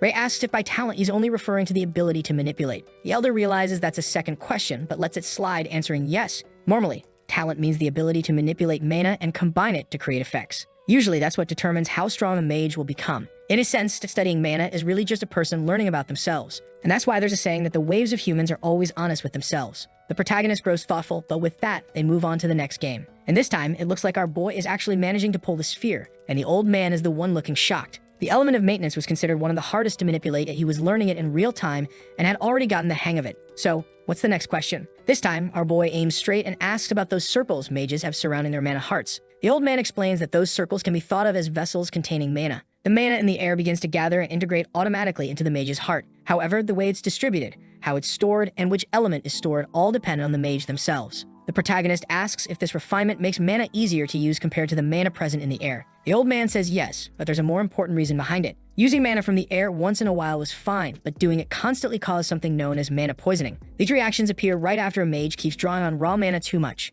If you use too much joy mana, you'll end up laughing like an idiot. If you use too much sadness mana, you'll start crying. If you use too much red mana, you'll be consumed with rage. The problem is, these symptoms keep building up until they turn into a permanent mental illness. Oh, that instantly reminds me of that old lady back in the town he came from. Could it be that she developed something like that with one of the elements? Ray, however, remembers Kendrick, the way his personality shifted in an instant, and Ray notices that maybe Kendrick had never been affected by mana poisoning simply because he didn't have any emotions at all. So Ray asks the old man, what if someone could use the mana in the air without being poisoned? Wouldn't that be a huge advantage? The elder replies that it's a unique thought, but he's never known anyone like that. If such a person existed, they would be incomparable to other mages, since all the others are forced to refine air mana for safety. For that person, the amount of mana available would be infinite. The old man then asks if Ray has a dream. The protagonist checks if he means the kind you have when you sleep, but the elder shakes his head. He's talking about a goal in life, something he wants for the future. Ray says yes, he does have something he deeply desires. There's a certain person he has to kill, another he has to save, and on top of that, he still has this idea of resurrection in his head. Give it up already, you magical Killua. The elder says he's heard plenty of people talk about the first, but it's the first time he's hearing about the second. Then he makes an irresistible offer. He asks if Ray wants to learn from him. Ray can't wrap his head around why a four-circle mage would want to teach some orphan off the streets. He can't see the man's purpose. Could it be that he wants something from him? But before Ray can even voice the thought, the old man says he doesn't want anything. So the boy just says, all right then, that's that. We're good. At that, the old man smiles and tells Veronica to come in. She'd been lurking around out of curiosity. She tries to act all awkward, saying she definitely wasn't eavesdropping or anything, no way. The elder insists she come in and sit down, saying he knows exactly who she is. Then he asks why he brought her, Multa, and Jolfing together. She replies that it's to pass down his knowledge as a legacy. The old man nods and says that this is exactly the most important part. What they must pay attention to is the rainbow. Ray immediately sharpens his focus, and the elder says he's heard Ray has been looking for it. The rainbow, or the prism, is a story passed down for hundreds of generations. Thousands have sought it, hundreds of theories exist about it, but they all converge on a single answer. Whoever finds the rainbow will become something close to a god. So yeah, basically the One Piece of mages. Veronica then asks what a god even is. He explains that it's a being so powerful, it can impose anything it wants onto this world. And now Ray finally understands why the man with the monocle was also chasing after it. At that moment, Veronica says she wants to ask something when suddenly the window shatters and something comes flying straight at her face. But relax, our boy's already there, flaring up that aura. The shards of glass are suspended midair, and Veronica wonders if this is wind magic. Ray, however, is thinking about how he already took down that guy, sliced his arm, and left him useless so he wouldn't try anything again. But apparently, this wasn't that guy, it was people from some other gang. He sees the kids running off, and the old man says that once again Ray saved them. It should have been him doing that, but physically he was incapable. He then asks Veronica to take care of the boy, while Ray wonders if this is really right. For some reason, it felt strange seeing someone cry over such a small wound. Veronica had tears streaming down. Ray thinks to himself that he actually wishes he had a scar, something to honor enemies of the past. That would look way cooler. Then the old man tells Veronica to stop using magic before she's even created her circle. She says fine, she'll just clean the room, and Ray comments that these people have been throwing stones for quite some time, judging by what she said. The old man replies it's been over a month. It seems like someone ordered it. Apparently, there's a person making offers to buy this store. Ray asks if the old man doesn't want to sell, and he admits that was his original intention. But things are getting complicated. It was half a year ago when he opened this place. Back then, his health was much better. What happened to you since then? This was the place he built with the intent of training disciples and finishing his research. Veronica, all smiles, handed him flowers, congratulating him for creating the shop. And those kids next to her, they just looked so ordinary. It made me feel like they're doomed to die soon, just like those children on the bridge. The old man says life here was perfect. He could study and teach the kids about magic and the future. The only detail was that it was Veronica managing the store because of the illness he already had. The problem was if he died, things would only get worse. There was no way he could leave the shop to Veronica along with a few children to care for. He says he'll have to sell the place. But Veronica shouts no. He couldn't sell it. This was the place where his dream lived. He had wanted it since the very beginning of his life. The old man thanks her for caring, but says not everything in life happens the way we want. She insists that it doesn't matter. She wasn't going to close the shop. She didn't want to see him fade away. The old man gets emotional, hugging her warmly, apologizing for making her life so difficult. A little later, that black rain is falling again while the old man has gone to bed. Veronica explains that his illness, the eternal sleep, started 2 months ago. Each time he sleeps, the duration stretches longer and longer, until the day comes when he'll fall asleep and never wake again. Damn, that's terrifying. It had already progressed to the point where he couldn't stay awake for more than 2 or 3 hours a day, meaning his whole day had been just this interaction with Ray. She then asks the boy to come back tomorrow since usually her grandfather is awake in the morning. She hands him her rain cloak and says she'll see him then. Ray, all this time, hasn't said a word, but now he remembers the people on the bridge crying. Even if it was hard for him to understand others' feelings, he had gone through something similar himself. He turns back and tells her not to worry, that everything will work out. The girl is left speechless, and he leaves while she thanks him. Walking through the streets, though he wonders where those guys ended up. He knows the library is on 8th Street, and the one running that territory is some gang leader named Jeffers. The place is empty, so maybe they retreated again because of the black rain. Ray had been planning to deal with this guy soon, but now he'll need to adjust his plan. He runs thinking it might be best to talk with Philip to arrange a meeting with Jeffers. But suddenly, right at the entrance, he comes face to face with 4 hooded figures. That was Kendrick's gang, so what the hell were they doing there? The one on the right asked how long he was planning to keep this up, and the one on the left said the boss usually went on like this until morning.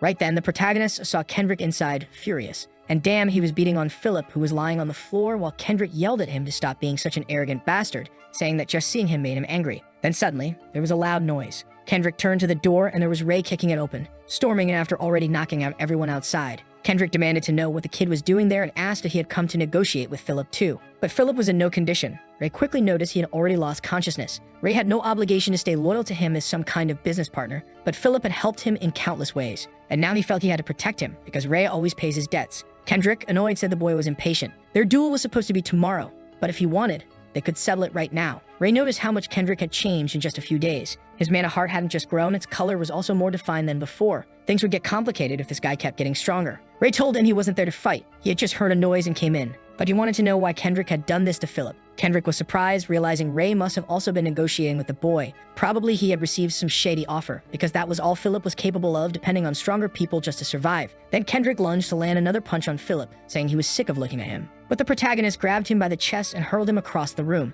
Kendrick, however, landed on his feet and immediately charged again, aiming a punch right at Ray's face. Ray calmly stepped forward and blocked it without any trouble. Kendrick shouted at him to back off, that this had nothing to do with him. Ray told him first he'd have to explain why he was doing this. Kendrick ripped his arm free and said he just couldn't stand seeing disgusting, weak people like Philip. The protagonist asked if he was really beating him up just because he was weak. Kendrick replied that he hated him, that just looking at him made him want to vomit. Ray said that wasn't a good enough reason. Kendrick punched the wall and ordered Ray to step aside, or else he'd end up the same as Philip. He swore he would show Ray what happens to anyone who invades his territory. Ray thought the best way out of this situation was to use that gem, but now that he knew about mana toxicity, he couldn't overuse it. Otherwise, he himself might lose control. So instead, he told Kendrick that if he really wanted to make an example out of someone, there was a better way. Kendrick said he wasn't here for games, but Ray explained that if he wanted people to learn a lesson, it had to be done in front of everyone. If it were him, he'd make sure the largest audience possible was watching. Kendrick, with his galaxy brain IQ of 17, actually stopped to think about it and admitted that it would work better. He agreed it wasn't a bad idea. Then right there, he told Ray to execute Philip during their duel, in front of the strongest people in Sector 49. Kendrick agreed, but then asked, what if that bastard escaped? Ray told him not to worry, he'd take responsibility for Philip. Kendrick accepted that, warning Ray not to go back on his word. On his way out, Kendrick added one last threat. If Philip ran before the duel, he would come back here and kill everyone. As soon as the door closed, Ray rushed to help Philip, asking if he was okay, if he could talk. But the boy couldn't even open his eyes, his body was trembling all over. Meanwhile, elsewhere in the city, someone knocked on a door. A boy went to open it, wondering who would be showing up this late at night. He was startled when he saw it was Ray carrying Philip on his back, battered and broken, asking for help. Outside, the rain kept pouring, and a little later someone called out for Ray, saying Philip had woken up. The protagonist noted that he looked better than expected, and Philip, grateful, said he'd already heard from everyone that it was Ray who had brought him there. Ray simply answered that him being alive was enough. But then he wanted to know why Kendrick had attacked him so viciously. Philip explained it had been an unexpected situation. He'd been looking into the shops where they'd eventually send kids to work after Ray took control of everything. But while he was doing that research, he ran into Kendrick. Ray remarked that was pretty bold and asked why. Philip said it was obvious. There was a chance to make money, and he couldn't waste it. But Ray noticed that despite Philip's words sounding materialistic, his heart was glowing more pink than gold. And gold, in theory, was greed. So this kid clearly had some other reason for collecting money, something he wasn't talking about. Ray asked if he had known Kendrick for a long time, and Philip said yes. He wasn't hiding anything or doing anything wrong there. It was just that he and Kendrick had been friends since they were very young. They were two poor kids failing at life, living on the streets and stealing whatever they could. But somehow, after years and years of trying, they came across this hotel, and that was when they finally started to stabilize. Philip once asked Kendrick what he thought about it, if he liked it. But Kendrick, angry, snapped back, asking if they were rats and how long they planned to keep living in hiding like that. In that moment, Philip realized that for some reason, Kendrick never felt happy. In fact, it was like he was always angry. He was always obsessively training, working on his body. Then half a year ago, Kendrick left the hotel. After that, he began dominating the streets, throwing himself into countless fights like a madman. Ray thought he shouldn't have been winning just from training his body. He should have been getting beaten. Philip agreed. At first, the gap between him and the other kids controlling the area was huge. But then suddenly, things changed. Out of nowhere, he got really good at fighting. Or more precisely, he became strong enough that even when he fought poorly, he could still win. Ray then asked if Kendrick had always had that ring. Philip explained that he'd gotten it recently. Apparently, he wore it as proof that he defeated a gang leader. It was basically a war trophy. Ray pressed further, asking if he hadn't been this violent before. Philip was impressed at how much Ray already knew, but explained that yes, it was when he left the hotel that everything changed. Ray figured that probably that man with the hat had found Kendrick on the streets. The guy must have seen potential in him and given him that ring. He probably wandered around looking for people to hand those rings to. Philip kept talking about Kendrick, and Ray could see sadness and regret in his heart. So Ray asked him if he wouldn't like to talk to Kendrick and try to straighten things out. They were old friends, so why not try to wake him up to reality? Surprisingly, Philip looked hopeful and said he would do it. Risky though, considering the last time he saw Kendrick, he almost died. Ray told him he could come along to the fight. After it was over, he'd get the chance to speak to his old friend. But Philip shook his head and said that was impossible. He wasn't allowed into that area. Only people affiliated with one of the three gangs had the right to participate. Someone like him, just a kid running a small hotel, had no right to be there. Ray, however, told him not to worry. He'd already arranged it. Kendrick himself had agreed to bring Philip in. Philip thanks him, but Ray says he's going too far, because if he loses, the boy is going to be executed publicly with everyone watching. Right away, Philip wants to know, wait, what's this about being executed? Ray confirms it. Yes, that's exactly what it means. If he loses, his friend dies. Philip asks if he's joking, but Ray says he isn't. Philip nearly collapses. He was about to be executed. But the protagonist insists there's no way he'll die because there's no chance he'll lose to Kendrick. To him, this was the perfect setup. Not only would he take control of a lot, but he'd also have Philip indebted to him. Philip, encouraged, agrees to go along with it. The protagonist tells him it's a good decision, but then adds that there's also something else, a certain second condition. Next chapter, Philip shouts in disbelief, demanding to know if Ray is serious, saying no, he must be joking. But Ray challenges him, asking where that boldness of his to profit went. Didn't he say he would overcome fear? He's making a business offer here, and it's a great chance for Philip to profit big. Philip admits Ray isn't wrong. At these fights, the spectators would include the leaders of the other gangs, Jeffers and Lutsen. That meant all the money of the sector would be concentrated in one place. The problem was that even if Ray's plan worked, he wasn't sure they'd make it out alive. Ray reassures him that they only need to defeat Kendrick. Whoever else might be there wouldn't matter. Philip watches him, then goes to a drawer, pulls something out, and hands it over. The protagonist asks what it is, and Philip smiles, saying it would be an honor to take on this task, but before anything, they should draft a little contract. 2 days later, in Sector 49, inside Kendrick's territory, it was the day of the fight between the protagonist and Kendrick. They even stacked up barrels around the flames. Out of nowhere, there was a giant spider because, of course, in this story, everything is run by kids. The two of them stood facing each other as the announcer introduced Ray as the hunter of the 50, apparently there to challenge the leader. The crowd, however, shouted that it was impossible. Kendrick would definitely win. Bets started being placed, and naturally, almost everyone was putting their money on Kendrick, which was a problem for his backers because with odds like that, the payout would be tiny. Someone in the audience said only a fool would bet on the kid out there who had no chance of winning. Besides, they weren't even there to make money. They came to see the arrogant boy get beaten. In the arena, Ray observed the red aura of violence and the gold of greed swirling around. Kendrick wanted to know why he was alone. Where was the person from the promise? Had he ignored the warnings? Ray told him to relax, the boy would arrive in time. And right then, the doors opened with someone wheeling Philip in. The crowd was shocked, confused at the sight of him there, wondering if he was about to interfere. Kendrick, however, ordered them all to shut up and announced that he had invited Philip. After all, once his fight with Ray was over, Philip would be the next source of entertainment. The boy just smiled and exchanged a look with Ray, the two clearly sharing a plan. When Kendrick declared it was time to start the fight, Philip interrupted, saying to wait. He was there to place a bet, and he would put $2 million on Ray. That was what Ray had asked him for earlier,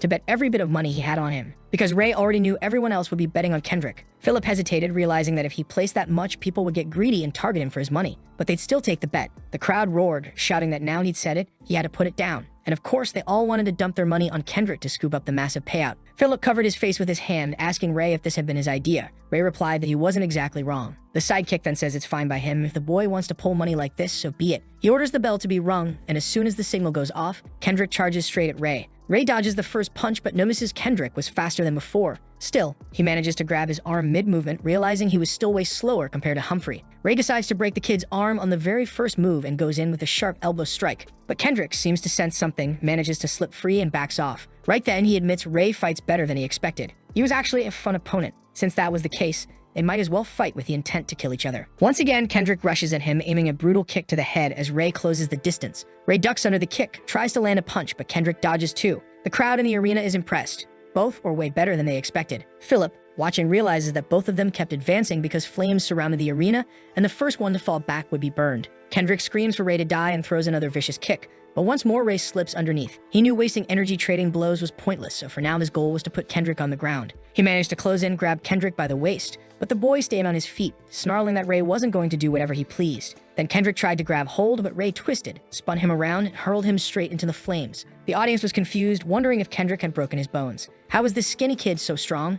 Everyone started whispering that Kendrick wasn't getting up. At this rate, he was going to lose. Then Kendrick slammed his fist into the floor and cursed them all. His mana flared and his heart grew even redder. He shouted that there was no way he could lose to trash like Ray and launched another attack. He swung a punch that cracked like a whip against the side of Ray's head. The protagonist realized every one of Kendrick's strikes carried insane power, and if this kept up, it wouldn't end well for either of them. He remembered what Niles had told him, that in a straight brawl, weight usually mattered most. And now, even with Ray summoning a barrier, Kendrick's sheer strength was making his defense useless. But Niles had also explained one way to overcome the weight difference: a joint lock. Classic jujitsu. Ray slipped forward, spun into a fast breakdance-like movement over Kendrick, locked onto his back and clamped a chokehold around his neck while wrapping his legs tight. Kendrick cursed him as a bastard, while Ray told him to just accept defeat. But Kendrick only grew more frenzied as his ring glowed an even deeper red. Then Ray noticed something was wrong.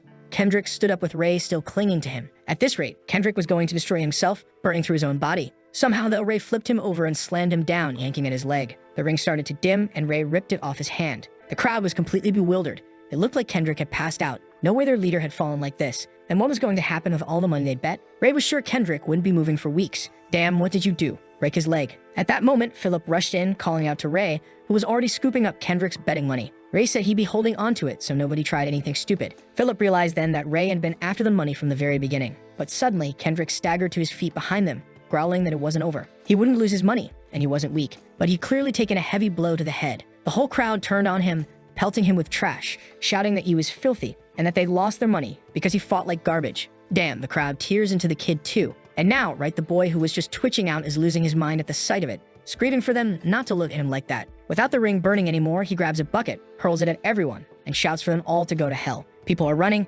yelling that the place is about to go up in flames, while he laughs like a psychopath, saying only ashes will remain. The scene looks like it was drawn with stick figures, shadows fleeing while Kendrick stands in the middle, laughing like a madman, until he suddenly collapses on the ground like an idiot. At that moment, the protagonist realizes one of Kendrick's mana hearts has crumbled. He won't be able to move anymore. The problem is, if Ray tries to save him, they might both die. He's about to leave when he sees Philip stepping in to help the idiot. Oh right, his friend. Damn it, Philip. Just toss him into the flames and let him burn. But no, there he is, Philip, all 31 kilos of him, trying to save the guy who ruined everything for everyone. So now the protagonist asks if Philip is planning to put him back in the wheelchair. Philip replies that he thought Ray was leaving already. So what was he still doing there? Ray asks himself the same question, though he's more interested in why Philip, who nearly died at Kendrick's hands, is now trying to help him. Still, Philip, wobbling, begs Ray for help, and Ray, sighing, decides fine. He'll carry this idiot out. Now here's where it gets confusing. Philip tells Ray to take Kendrick instead. The protagonist asks, and you? Philip says Ray can just keep his share of the winnings since he knows carrying out 2 people would be too much. He's fine staying behind, which obviously makes it sound like he's ready to die there just because Ray can't carry them both. What nonsense. Kid, you're standing on your own 2 feet.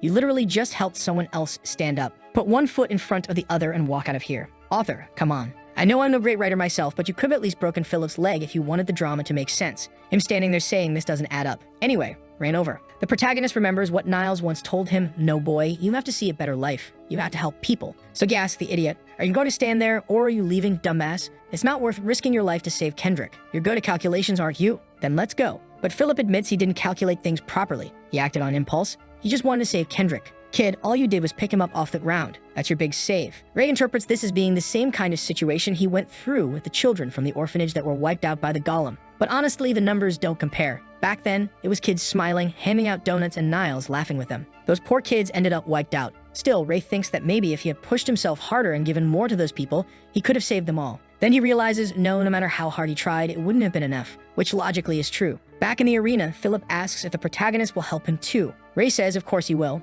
Besides, they should stay in this section because it looks like the fire isn't spreading here. Suddenly, Ray rips off his shirt and says the biggest problem now is inhaling too much smoke. He starts using a spell, probably to purify the air. Philip, confused, stares, but Ray just tells him to cover his mouth with the shirt. Philip obeys, realizing this is why Ray seems so fascinated with magic. If he could create water, maybe he really could escape the flames. But Ray warns him, there's a limit to how much magic he can use. But now Ray wants Philip to answer what he thinks a friend really is. Of course, the boy wants to know why that even matters at a time like this. Ray explains that a friend is a friend. Everyone knows what a friend is, damn it. Philip pushes him, saying if he already knows, and he should define himself. Ray answers that a friend is someone you've known for a certain amount of time. Philip's expression shifts, and at that moment he understands why Ray always seems so strange to him. He replies that Ray isn't completely wrong, but something is missing. A true friend is someone who would help you without expecting anything in return, and you would do the same for them. That's what being a friend really means. Although, honestly, a friend is what she calls you right after turning you down. Ray then asks if Philip doesn't regret that at least 3 people died here now. Philip says he understands, but it's fine. He put himself in this position because he wanted to protect someone. Ray reflects on that when suddenly one of the massive steel beams comes crashing down on the 3 of them. For some reason in that moment, he's staring at it, thinking this time he's really going to die.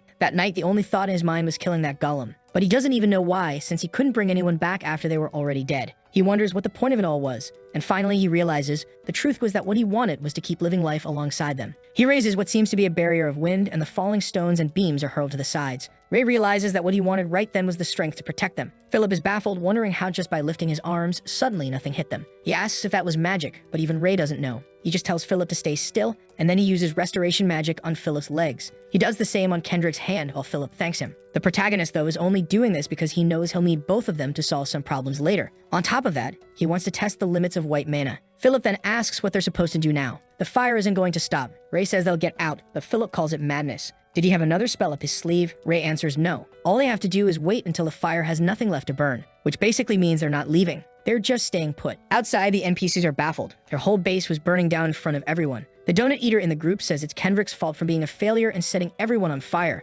Looks like this was the mana of another gang. He waves goodbye, saying they can deal with this mess themselves. The kid keeps cursing at Jeffrey and Watson. Everyone abandoned the group. Meanwhile, a few kids are crying too, probably the one who had brought Philip since he left him behind. But suddenly he stops crying. Through the smoke, something starts to emerge. All-Star busts through the wreckage, and the kid points, shouting that someone's coming out of there. It's Ray's silhouette, and right behind him are the other two. Obviously, they all survived. Out of nowhere, Ray already calls for a fight, saying that anyone who doesn't accept the result of the duel can settle it with him. The gang members, though, all drop to their knees, staring in confusion, and apparently now, everyone sees him as their leader. Personally, I prefer the multiverse where Kendrick had died, but fine. Back at Philip's hotel, the kids are staring, wondering who this crew is that just walked in. It's the two idiots together with our boy, who tells everyone to just wait there until they get their next orders. Philip asks Ray to wait a moment, then wonders if Kendrick isn't coming in. But Kendrick, almost in tears, says Philip abandoned him. How could he just walk back like nothing? Philip answers that it's fine because he would have done the same thing. The boy gets a little emotional, they hug, and the protagonist tells them to do whatever they want. With that, the two go inside. I'm trying to speed this up so we can move past this part and get back to something important. They take Kendrick to the infirmary, but no one's there. Ray hauls him over, throws him onto the bed,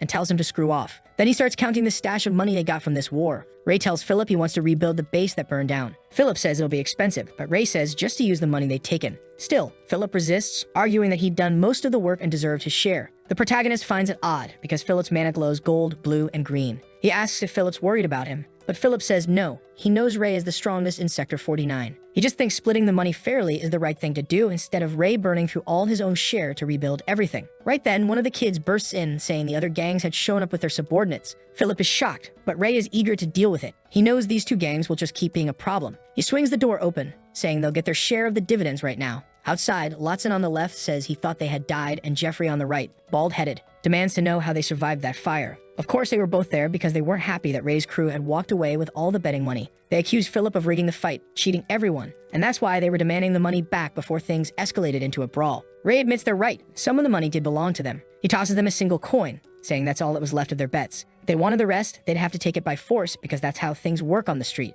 The bald one loses his patience. Ray immediately tells Philip to head back to the building work. The two leaders rush in to attack, even though Ray knows his body isn't in the best condition right now. But that doesn't matter, because in that instant, he slips his finger into the ring. Suddenly, power surges, his arm lashes out, and he shatters both their weapons. The two are left stunned, unable to understand what kind of monster they were fighting. Ray charges, grabs them both by the face, and slams them into the ground. Orphan. The kids in the background are trembling, and Ray orders them to come at him, and they obey. I honestly thought they'd back off, but no, everyone advanced. Now the boy is finally starting to snap, going wild, finger on the ring, beating them all down. The people watching think it's insane. How was he fighting against so many alone? One of the gang members, now fully healed, shouts that Ray is incredible. Another quickly warns him not to say that. Their leader is Kendrick. But the first one shoots back. Kendrick was beaten to a pulp by this kid. Another voice rises, yelling that everyone needs to face reality. They were all sick of Kendrick doing whatever he wanted. Everyone had been beaten by him before, and seeing him crushed by the hunter was actually the best thing that could have happened. In the middle of this, the bald leader of the rival gang yells for everyone to split up, storm the hotel, and beat everyone inside.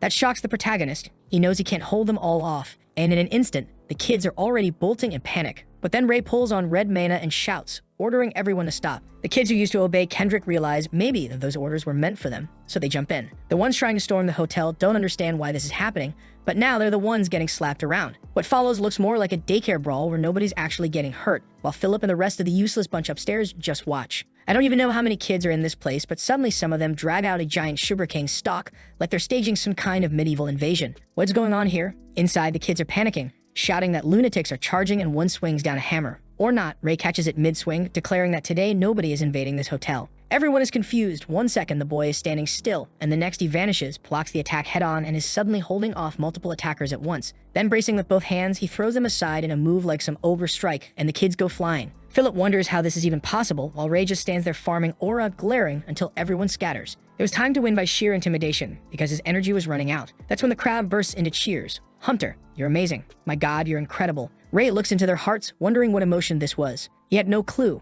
Then, exhausted, he collapses, murmuring that it wasn't so bad after all. Next chapter. Suddenly, he's in a manga. Everything is black and white now. He's wandering, not understanding what place this is. He starts climbing a mountain of trash, and at the top he finds a strange source of light. A bright white glow in a black and white world, oddly giving him a feeling of certainty. The certainty that this light was originally white, then cracks spread across it, and from within bursts a rainbow of colors. In the blink of an eye, he's standing in a field of countless colors, asking himself what this was. And right then, he wakes up in bed, not understanding where he is. He notices it's probably Philip's hotel and wonders what a strange dream that was. Two people open the door, asking if he's okay and already wanting to know if he wants something to eat. Ray is still confused. He doesn't even know what day it is. Turns out it's 6 in the evening the next day. Meaning the boy had slept for 24 hours straight. Strangely enough, he gets up immediately, saying he's heading out. On the second floor, he sees everyone talking excitedly about rebuilding. He's certain Philip took care of assigning work to everyone. It even looks like Kendrick's gang was going to stay at the hotel. One of the boys from that gang steps forward, flexes his bicep, and says Ray can count on him if he needs help. He'll carry all those boxes wherever they need.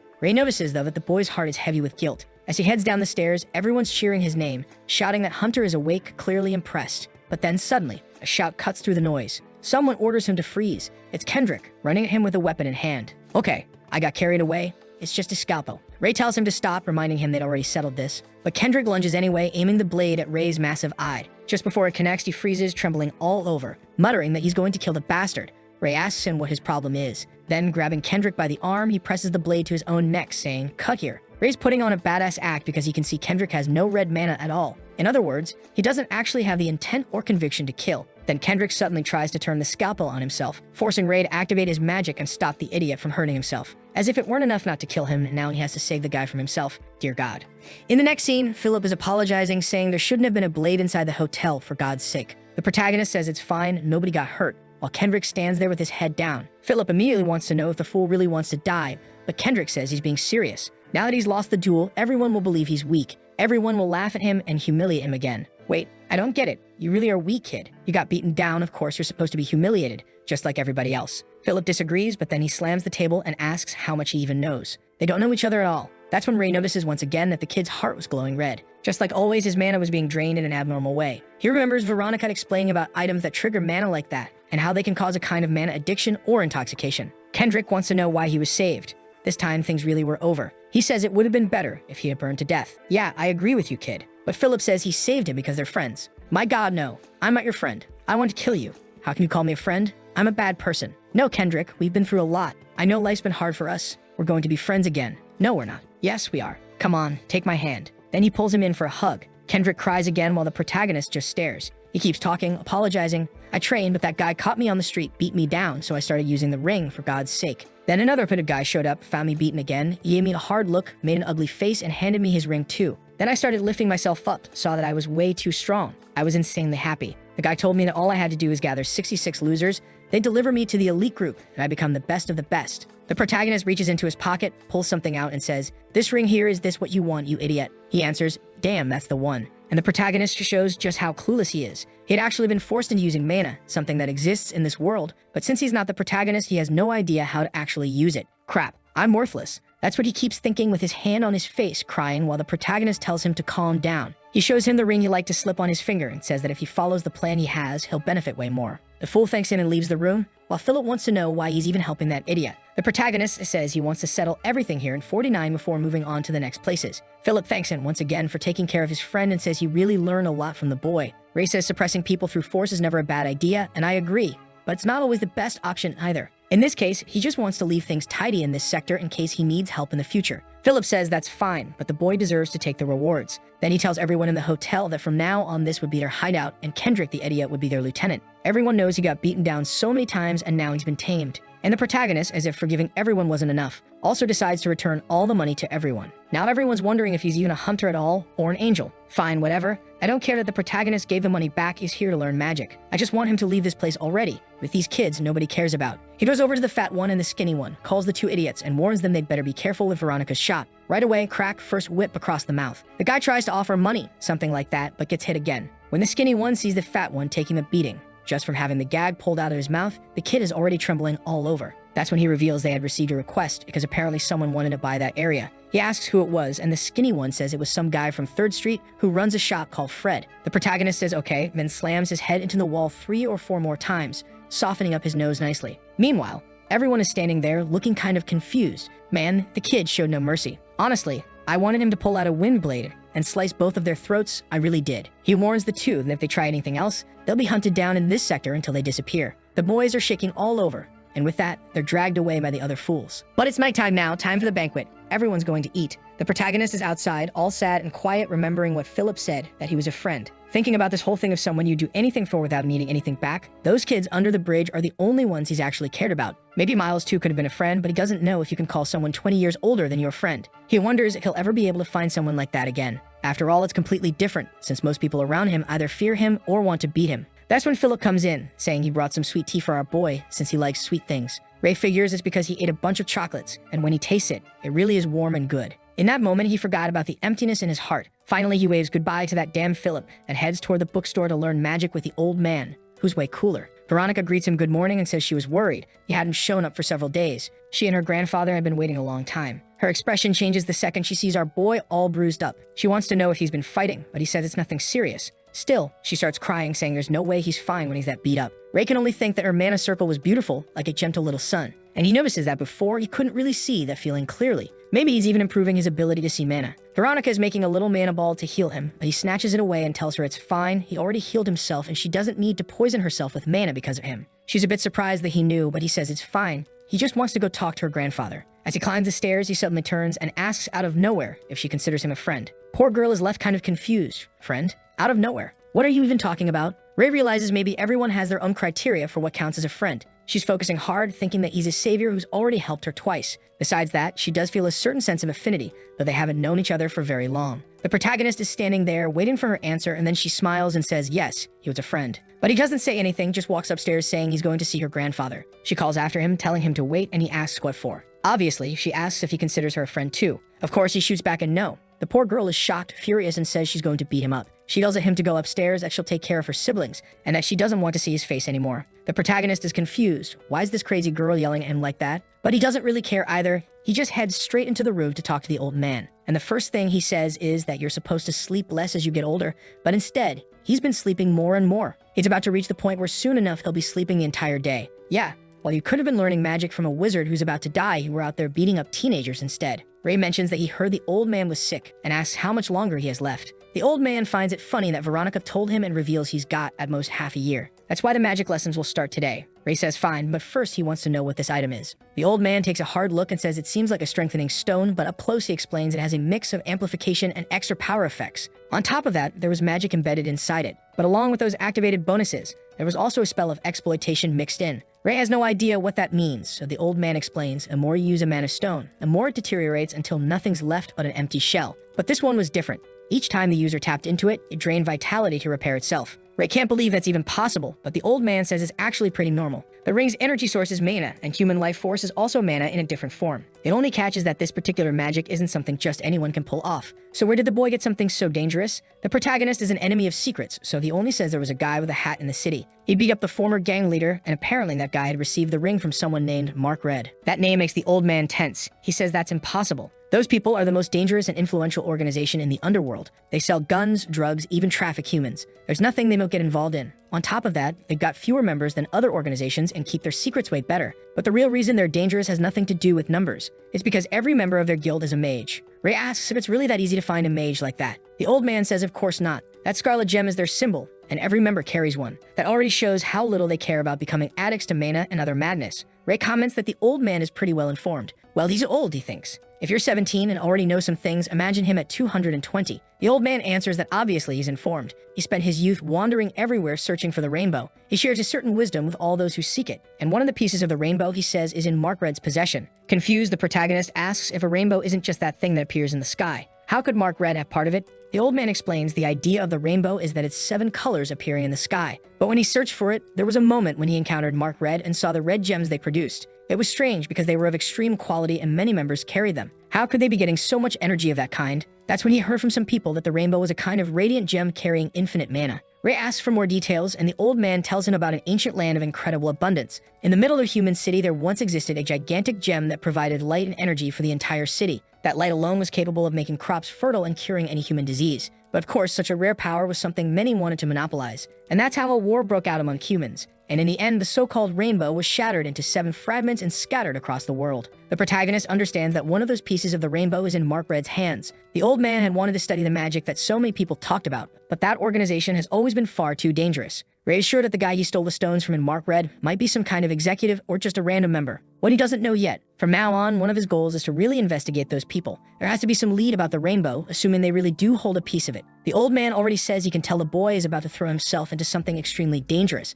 But no matter what he says, nothing's going to stop him. The protagonist just nods, and the old man says he respects that resolve. He hands the ring back and says that's all he knows about Mark Red. What else was he trying to find out? Ray asks if it's possible to deactivate the negative magic inside the ring. Sometime later, Veronica walks in. The grandfather says that from now on, since they have a new student, they'll have to start from the basics. Veronica agrees, and the old man explains that the first lesson will be about forming a circle. Even though mages can use magic from the atmosphere, addiction to mana is a problem they have to learn to handle. On the other hand, when that same atmospheric mana passes through the circle, it becomes refined. The issue is that each person's circles work differently. That's why there's a restriction on which kinds of spells, elements, and magic each person can carry. The protagonist starts remembering everything he had seen before. With the old man, even though his feelings were complex, he actually only had a single white circle of light around him. He comments that the shape of a circle is simple, then asks Veronica to explain. She says okay, gathers mana in her hand, and explains that normally you start like this, drawing mana you're most familiar with. Then you focus that mana, place it over your heart, and make it circulate around your heart. You need to keep that movement as fast as possible, without stopping, until eventually, suddenly, the mana stabilizes on its own. But in her case, it shatters. She explains that she failed because she lost control before it could keep spinning automatically around her heart. I'm already excited for the protagonist to create several circles and have them spinning like crazy around his heart. The old man tells Veronica not to be sad, that she's been improving a lot.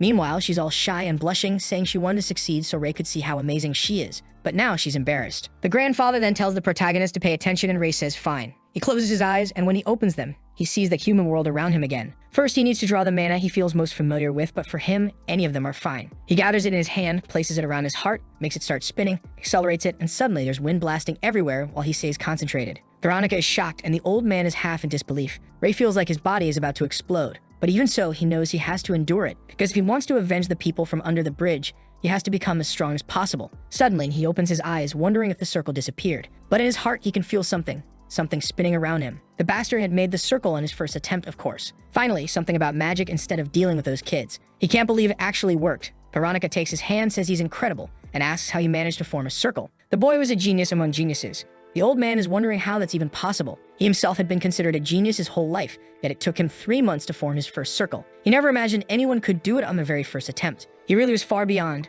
Beyond who? Nobody knows because he didn't finish the thought. Then the old man tells him that his circle contains strengthening, weakening, and regeneration. But of course, there were some other elements in there too. It's hard to understand, but it seems like the boy has several kinds of mana inside him. Red mana from anger, pink from sadness, white from worry, and many others that exist in this world. Ray asks how the old man can even see the mana in his heart, and he answers that he doesn't actually see anything. All he does is sense it. On top of that, if the boy doesn't want anyone to notice, all he has to do is stop the mana flow. The protagonist decides to try, makes a cut in the circle, and it looks like it works. That's when the old man explains that in daily life, it's always better to hide your magical circles. It's not worth it to walk around in this dangerous world broadcasting to everyone what kind of magic you understand. The moment you cast a spell, the circle is revealed, and whether someone notices it or not depends on distance. The old man is impressed with something else too. The boy had just created his first circle, but he didn't even look tired. So he tells him it's time for a test. They'll use some magic, and all Ray has to do is try to copy it. He closes his hands, and when he opens them, there's a complex structure there that looks like it's made of sand. Veronica thinks her grandfather has lost it.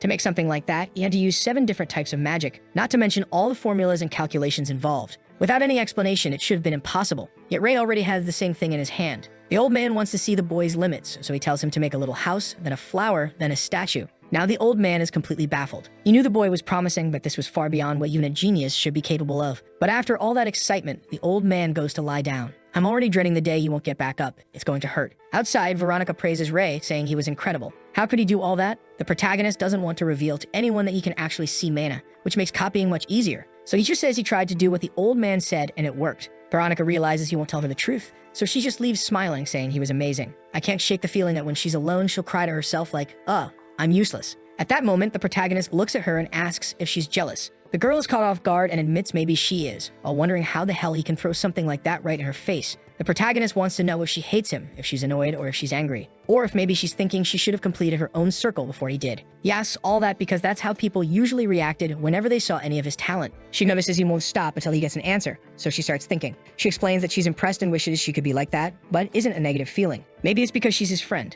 The protagonist, all twisted in his way of thinking, says maybe friends don't feel envy toward each other. She replies that it's not always like that, all while thinking that this idiot should just say outright that they're friends. After all, it doesn't make sense if only she thinks it's a friendship. It doesn't work that way. The protagonist remembers Pale sharing food with everyone and says he understands part of that feeling. Veronica notices that even though he had no expression on his face, he looked way too sad when he said it. So she turns away, saying he's way too weird of a kid. Bye. But the boy doesn't stop. He tells her to wait there and asks her to teach him how to read. The only words he knows are ball, dog, and house. She wonders if she can even do it.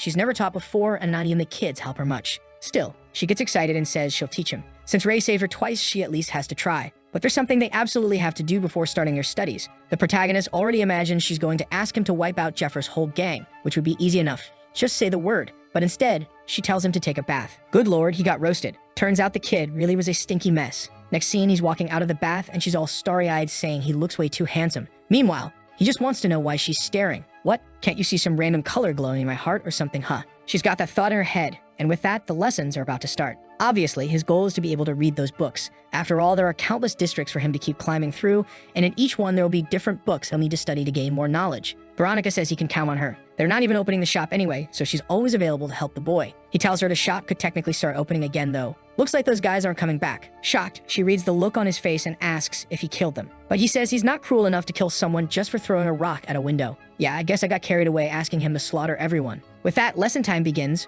Books on the table. She starts explaining languages.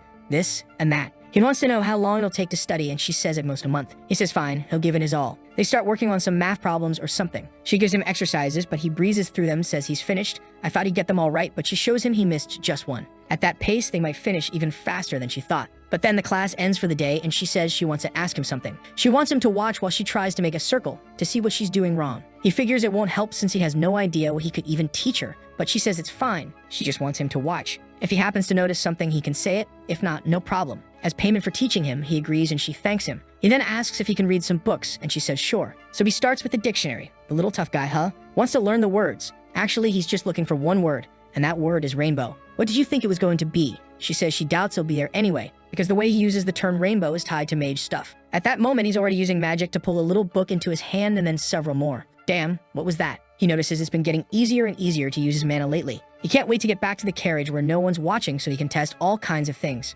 Right now, inside his magic ring, there's red mana, light pink mana, and white mana. The light pink mana from the environment was tough and difficult to manipulate, but once refined in the ring, it became as easy as any other. He's eager to experiment more and more to learn new spells. What he doesn't realize is that the difficulty he feels with the light pink mana is because it represents sadness, something that after that tragedy, he developed a kind of aversion to. Sometime later, just like Veronica said, he finds nothing about the rainbow, but suddenly, he reads something that looks important and runs out, saying he's got something to do and he'll be back. At that moment, he's already leaving, saying now he knows what that guy with the hat was aiming for. Like any proper mage, what the man wanted was an offering, rituals where animals or people are sacrificed. And now it's clear why he wanted 66 children. All of it was somehow tied to that strengthening ring. And most likely, the magic of the ring was forcing Kendrick to push himself harder and harder to reach that number. That guy was just waiting for Kendrick to deliver the good news of success. All of a sudden, the protagonist is sitting in front of a banquet. He went to a restaurant, and now that he's famous in town, the kids are bringing him everything. Ah, this is that same shop where the guy with the hat always goes. One of the kids says he saw that man passing by and smiling, saying something about how the time was almost here. Ray decides he's going to have to deal with this.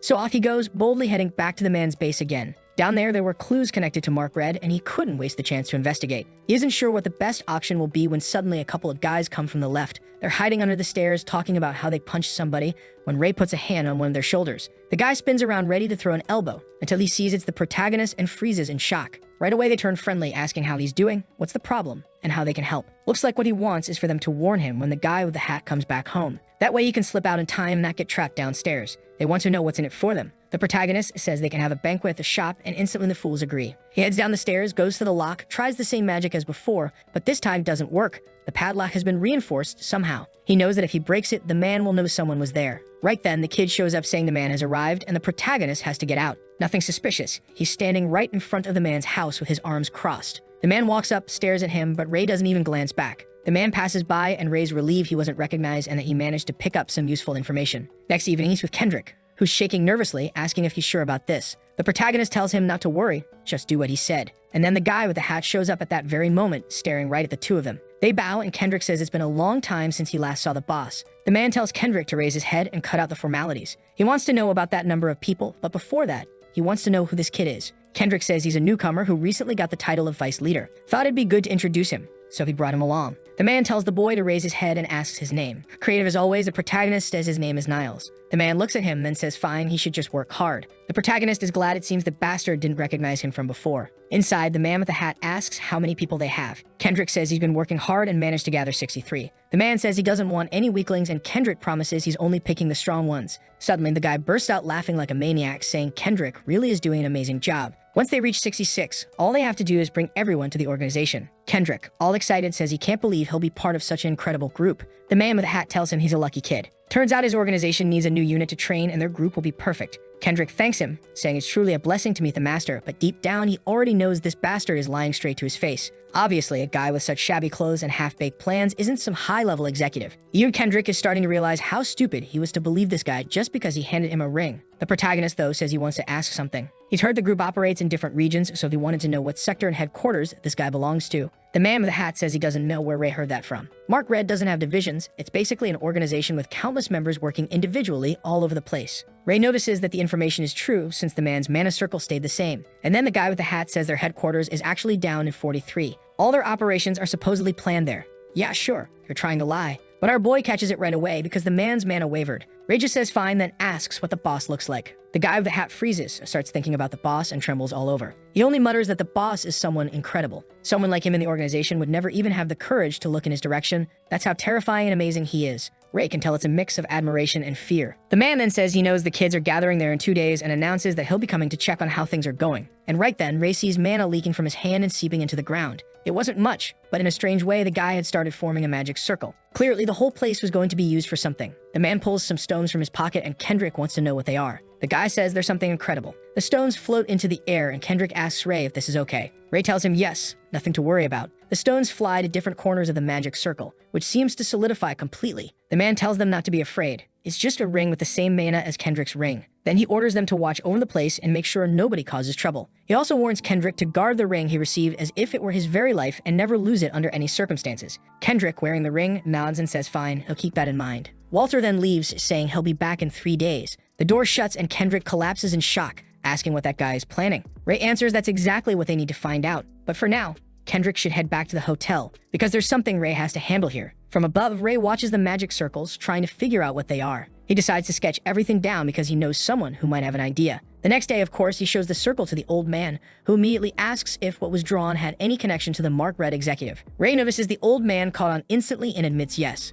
The old man warns him to be careful because he's gotten involved with something truly dangerous. What Ray had seen was a magic circle, something that drastically amplifies the power of a spell. It's a difficult technique that only a handful of people can use, and the one Ray drew was a perfect magic circle. What surprises the old man is that the boy sketched it flawlessly without any training at all. That's because magic circles condense an absurd amount of mana into a tiny space. Because of that, trying to grasp each inscription through sensing mana is extremely difficult. But for our protagonist, it wasn't. He just drew it, since he can literally see mana. For the old man, this should have been impossible. It's like being able to understand the arrangement of ultra-fine lines. The only way someone could replicate something like that without prior knowledge would be if they could see it with their own eyes. So yeah, the clever kid is figuring everything out, and the protagonist wants to know what the circle is for. The old man says, just like with the ring, it's a magic of exploitation. Still, he's thinking to himself that this whole thing about seeing mana with his eyes makes no sense. He needs to come back to reality. The protagonist then asks if the circle is going to be used to strengthen the magic and expand its area of effect. And the old man says yes, most likely. When that magic is activated, something will happen to everyone involved.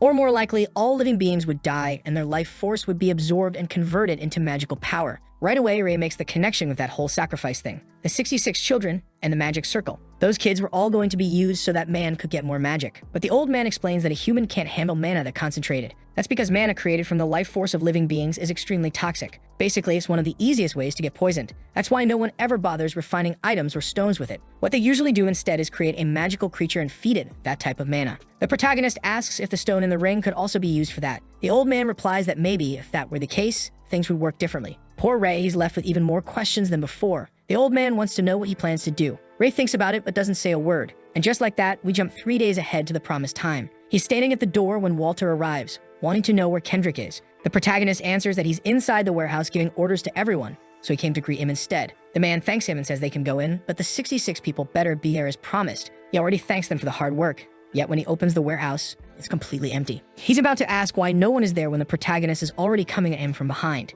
At least Ray's strike is precise and sneaky, but of course the man defends himself. He immediately demands to know what the bastard thinks he's doing, but the protagonist isn't here to chat. He conjures a fireball instantly and launches it right at his face. The man is forced to retreat, barely dodging, and wonders who this brat even is. At that moment, the door slams shut. The protagonist pulls up his hood and says the boss gave the order to get rid of him. The man laughs like a lunatic, saying the assassin has returned. He realizes the boy found out the circle was going to activate at 3 in the afternoon, but for him, that's even better. Instead of tossing a bunch of useless kids into the ritual, he'll use Ray as the sacrifice. And with that, he lunges straight at the protagonist. Ray locks eyes with him, but the scene shifts to Philip, watching from a distance and saying he can't see anything. Kendrick insists there's no way Hunter would lose, but Philip quickly covers his mouth and tells him not to say things like that because they're hiding all of this from Veronica. Turns out she's there too. Since she's a mage, it seems she could help somehow. He introduces himself to her, asks if she's worried about Ray, and she says no. He wants to know how she can't be, and she answers that Ray is the most talented person she's ever seen in her life. Meanwhile, the fight is brutal. Fireballs flying right at Ray, but he ducks low and slips to the side. The man's getting furious with this little rat and charges in for a physical strike, aiming straight for his face.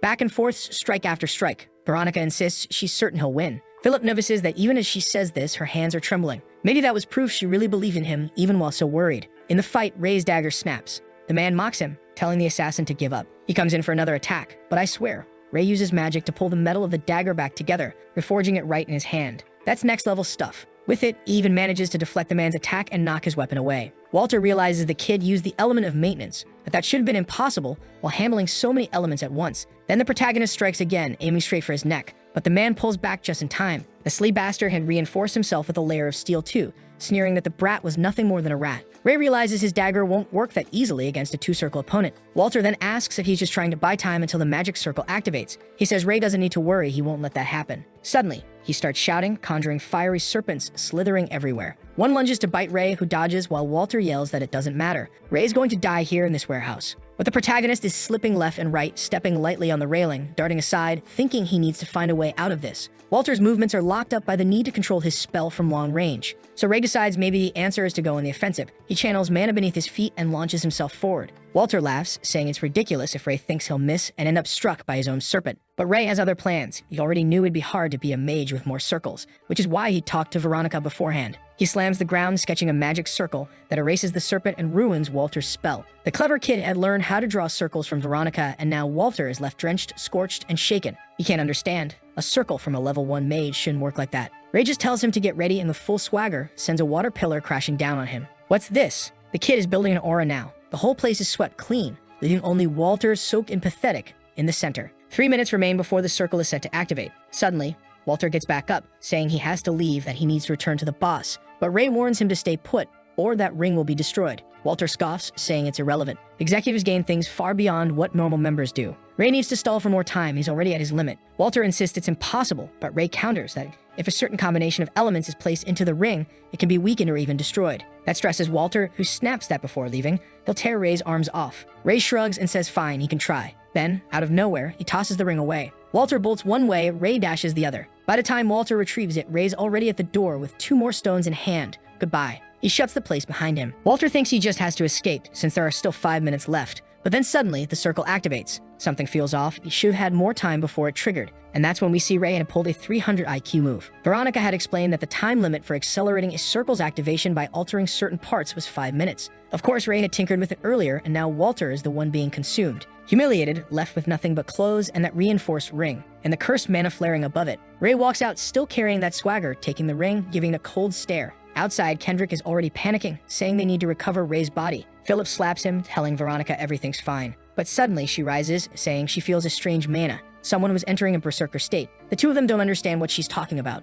They don't know magic. They just see her running off and decide to follow. Then, all at once, she stops. They're confused. Ray's walking toward them, breathing out flames. But it isn't a good sign. Veronica recognizes it instantly as mana poisoning. She says Ray's in danger, and the 2 others instinctively brace themselves. Philip says if the leader's in danger, then they'll have to help the boy, and he charges forward. The kid was already getting beaten before, but now just a flick of Ray's hand sent him flying. And damn, Ray really looked ready to fry this poor kid. It would have been perfect. I mean, it would have been cruel. Philip didn't want him to die, but hey, if he went down with him, that's life. The protagonist was already forming a fireball to throw at him, but Veronica, standing nearby, managed to cast a barrier and broke it apart. She's the tough one here. She tells them the only way to end Ray's mana poisoning is either to extinguish his flames or knock him unconscious. Philip says he understands, grabs Kendrick, who had already fainted like the useless guy he is, and asks her to hold Ray off for 5 minutes. The protagonist keeps hurling fireballs, but then decides to form a massive spirit bomb-sized fireball. He throws it right at her and everyone else, and now they're all realizing they won't be able to withstand this one. Veronica sees it too. She knows she won't be able to block it, but through tears, she says all she wants is for him to feel safe. Next chapter, we cut back to right after the fight with Walter. Ray had been staring at the mana inside the ring. Strangely, it seemed to be growing in an extraordinary way. He was wondering how so much mana could be contained in that ring when suddenly something caught his attention. In the middle of the flames, he saw a boy screaming, begging not to be hit. At that moment, he realized he was seeing Walter's memories. The boy was on the ground, beaten to a pulp. Then he stood up, consumed with rage, saying he had to take revenge on everyone. From then on, vengeance ruled him and his mana was always fueled by anger. Ray seemed to be getting dragged into those same emotions, remembering everything that had happened, while a voice screamed in his ear to kill them all. A demon at his back whispered that he needed to slaughter everyone in front of him. That's when he hurled that massive firebomb at Veronica, who stood there with her hands clasped, praying and crying. But in that moment, he saw a strange white sun. He reached for it, and suddenly it was like he woke up from a trance, crying. Veronica was right there in front of him. Then the scene jumps forward 3 days. We're in the infirmary and she's asking our boy for some water. He brings it to her. After taking the brunt of his attacks, she'd been bedridden for 2 days from mana intoxication. Because of that, she now makes him fetch books, take care of the library, and run all sorts of errands. So he's busy going back and forth for her. Sometime later, she asks if he was also affected by mana poisoning, and he says yes. For now, he's not going to reveal that it was because of the ring and the guy's sacrifice. She warns him to stop using unpurified mana, and that's when he finally reveals it. He said he wouldn't, but he pulls the ring out of his pocket. This brat's trying to troll us. He explains that the mana came from another person, and she says her grandfather had already warned her. Mana extracted from humans is extremely toxic and dangerous. He tells her not to worry, he won't use it. After all, if it weren't for Veronica, he would have burned not only everyone else but himself as well. She says thank goodness, and Ray takes the chance to thank her for saving him. But since Ray never thanks anyone, she assumes he's still under the influence of the mana. Then Philip appears, saying he needs to talk to the boy. In a box in the middle of the room are all of Walter's belongings that he had ordered collected. In an old photo from an orphanage, you can see the man with the hat, probably Walter, along with a bunch of kids and another guy in the back. The problem was the photo was old and everyone had their hair covering their faces, looking like a bunch of emo attackers. There was also a notebook of his. Inside were records of missions across different sectors. Sector 38, Sector 47, all marked as complete. He figured those were orders from Mark Red. And in Sector 31, the note said he had to investigate some kind of green gem. It looks like he didn't get any results. In Sector 48, he was supposed to investigate a blue gem, also nothing. Then a yellow gem, an orange one, and again, no results. He's certain now that these colored gems are fragments of the rainbow. And by the looks of it, not even Mark Red knows where the rest of them are. Philip, watching the protagonist, notices that he stumbled onto something important. So he says that since Ray is preparing to leave the sector, they've set aside some money to give him a little help. If he ever needs support, he can always come back. And when the date to leave is set, just let him know and he'll help him get out safely. Thinking about it, this boy went from 50 down to 49. At this pace, good grief, it's going to be 2,000 chapters. This is the new Marshall Peak. Philip is sad because he knows that once Ray leaves, he'll never see the boy again. Oh no, guys. To the sadness of many and the joy of a few weirdos, our boy invites Philip to leave the sector with him. I thought he was going to take Veronica, considering her grandfather, who's taking care of her, isn't going to live much longer. But Philip is shocked, asking if he's serious, and Ray says yes. His friend thinks it's crazy. He's never stepped outside 49, and he can't just abandon everything he built there. But Ray tells him he already knows the reason Philip's been saving up so much money. It's because he wants to leave this place. Apparently, they had spoken about it before. From what it looks like, Philip has a plan somewhere else.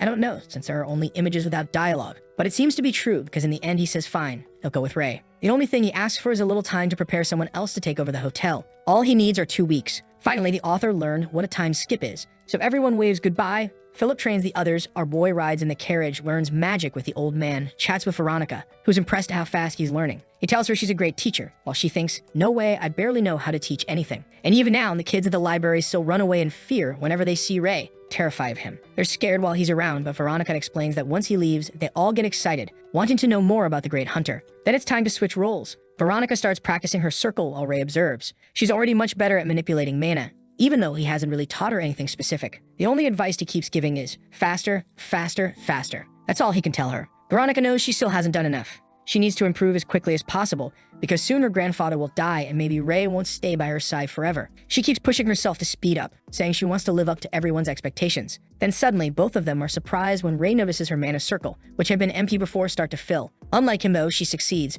but is left completely exhausted, with the pounding headache and her body trembling. Still, she's crying with gratitude, saying she only managed it because he was there. Ray, however, is confused. All he told her was to go faster, and that was it. My god. Top 10 saddest moments in the anime. She's thrilled, and Ray tells her to show it to her grandfather. I got this sinking feeling he's never going to wake up again, and I don't know why. She goes up the stairs and tells Ray to come with her. She wants to show her grandfather that everything she achieved was thanks to him. It'll be beautiful for them to show him together. Look at all this joy, all this sparkle. She knocks on the door, calls out that she's coming in all radiant. When suddenly she freezes. The protagonist asks what's wrong. And there it is, the window was open, and her grandfather was collapsed on the floor.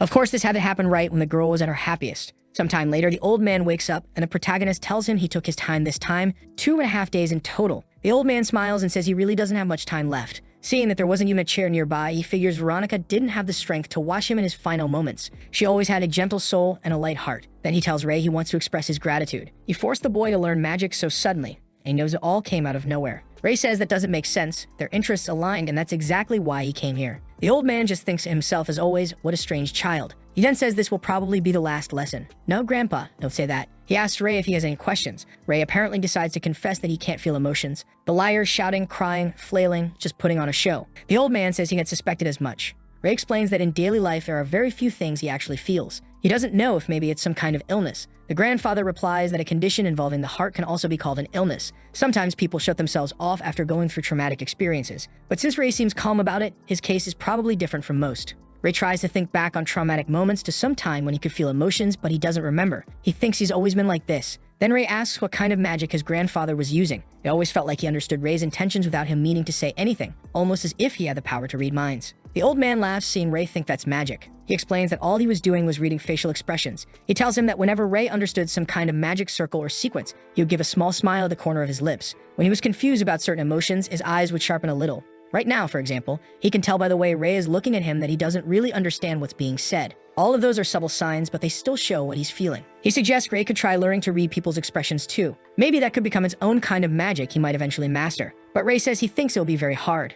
Everyone's face just looks the same to him. After that, he goes down the stairs and sees Veronica sitting on a table. He calls out to her and tells her there isn't much time. Straight to the point, wasn't he? Veronica is afraid to see because she knows that once she does, it'll be real. This will be the last time. But Ray tells her this is her final chance to speak to her grandfather, and she won't ever get another. So she rushes past him, opens the door, and sees the two children crying. The old man calls out for her and celebrates that she finally came. Proud, she tells him she finally managed to build her magic circle. She holds his hands and says he once held her hand the same way and told her not to worry. He had said she wouldn't have to suffer from the cold anymore or go hungry. She had been so happy when he told her to move in with him. And now he didn't have to worry anymore because he had taught them all enough. The grandfather says he has no regrets. He knew how strong the children here were and was happy to have met them all. We cut to the funeral. Veronica even spent all the money she had to build a beautiful grave for the old man. With that, the children go to bed and she closes the door. She thanks Ray, saying it would have been hard to carry him alone. The protagonist notices he still hasn't shed a tear, but her mana vessel looked like it was about to burst. He couldn't quite understand what expression that was supposed to be. He remembers his grandfather telling him to learn how to read people's expressions. He notices Veronica's mouth tightening and beneath her hair sees her crying.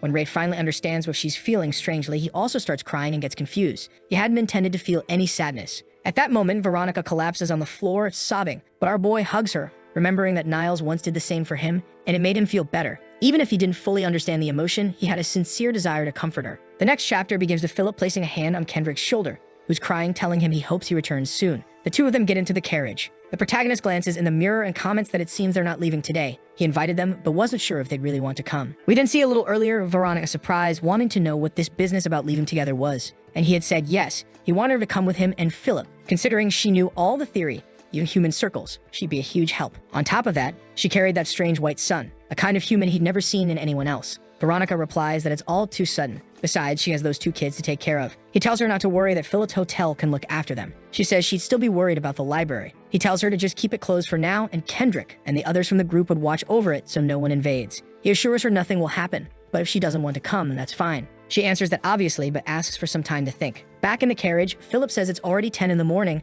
and our boy shifts gears, saying it's time to head out. While Kendrick cries like a fool, suddenly Veronica appears, shouting for them to wait for her. She wants to come along. Philip says she must have been hiding behind a rock as she keeps yelling. He asks the protagonist if he's going to stop, and Ray, acting like he's in Fast and Furious, swings the door open and tells her to get in. She's teary-eyed, grabs his hand, and he pulls her inside. Philip, confused, asks why she waited until they were already speeding off to suddenly show up. She answers that she was scared. If she had gotten in earlier, she might have hesitated and wanted to back out. But now there was no turning back since they'd already left. Sometime later, though, both of them are throwing up, and the protagonist realizes the carriage has some problems. Apparently, they traveled 7 hours straight without a break, and the terrain was brutal. Since it was already night, they decide to stop. That's when Ray reveals his goal is to find the prism or the rainbow. Veronica knows what that is, but Philip is confused. The protagonist explains everything to Philip, also telling both of them about Mark Red. Philip says fine. Then from now on, he'll help investigate those people too. Ray makes it clear, though, that the path he's taking will put all their lives at risk. Yeah, maybe he should have said that before they left the safe city. Still, he promises he'll protect both of them as much as possible in any situation.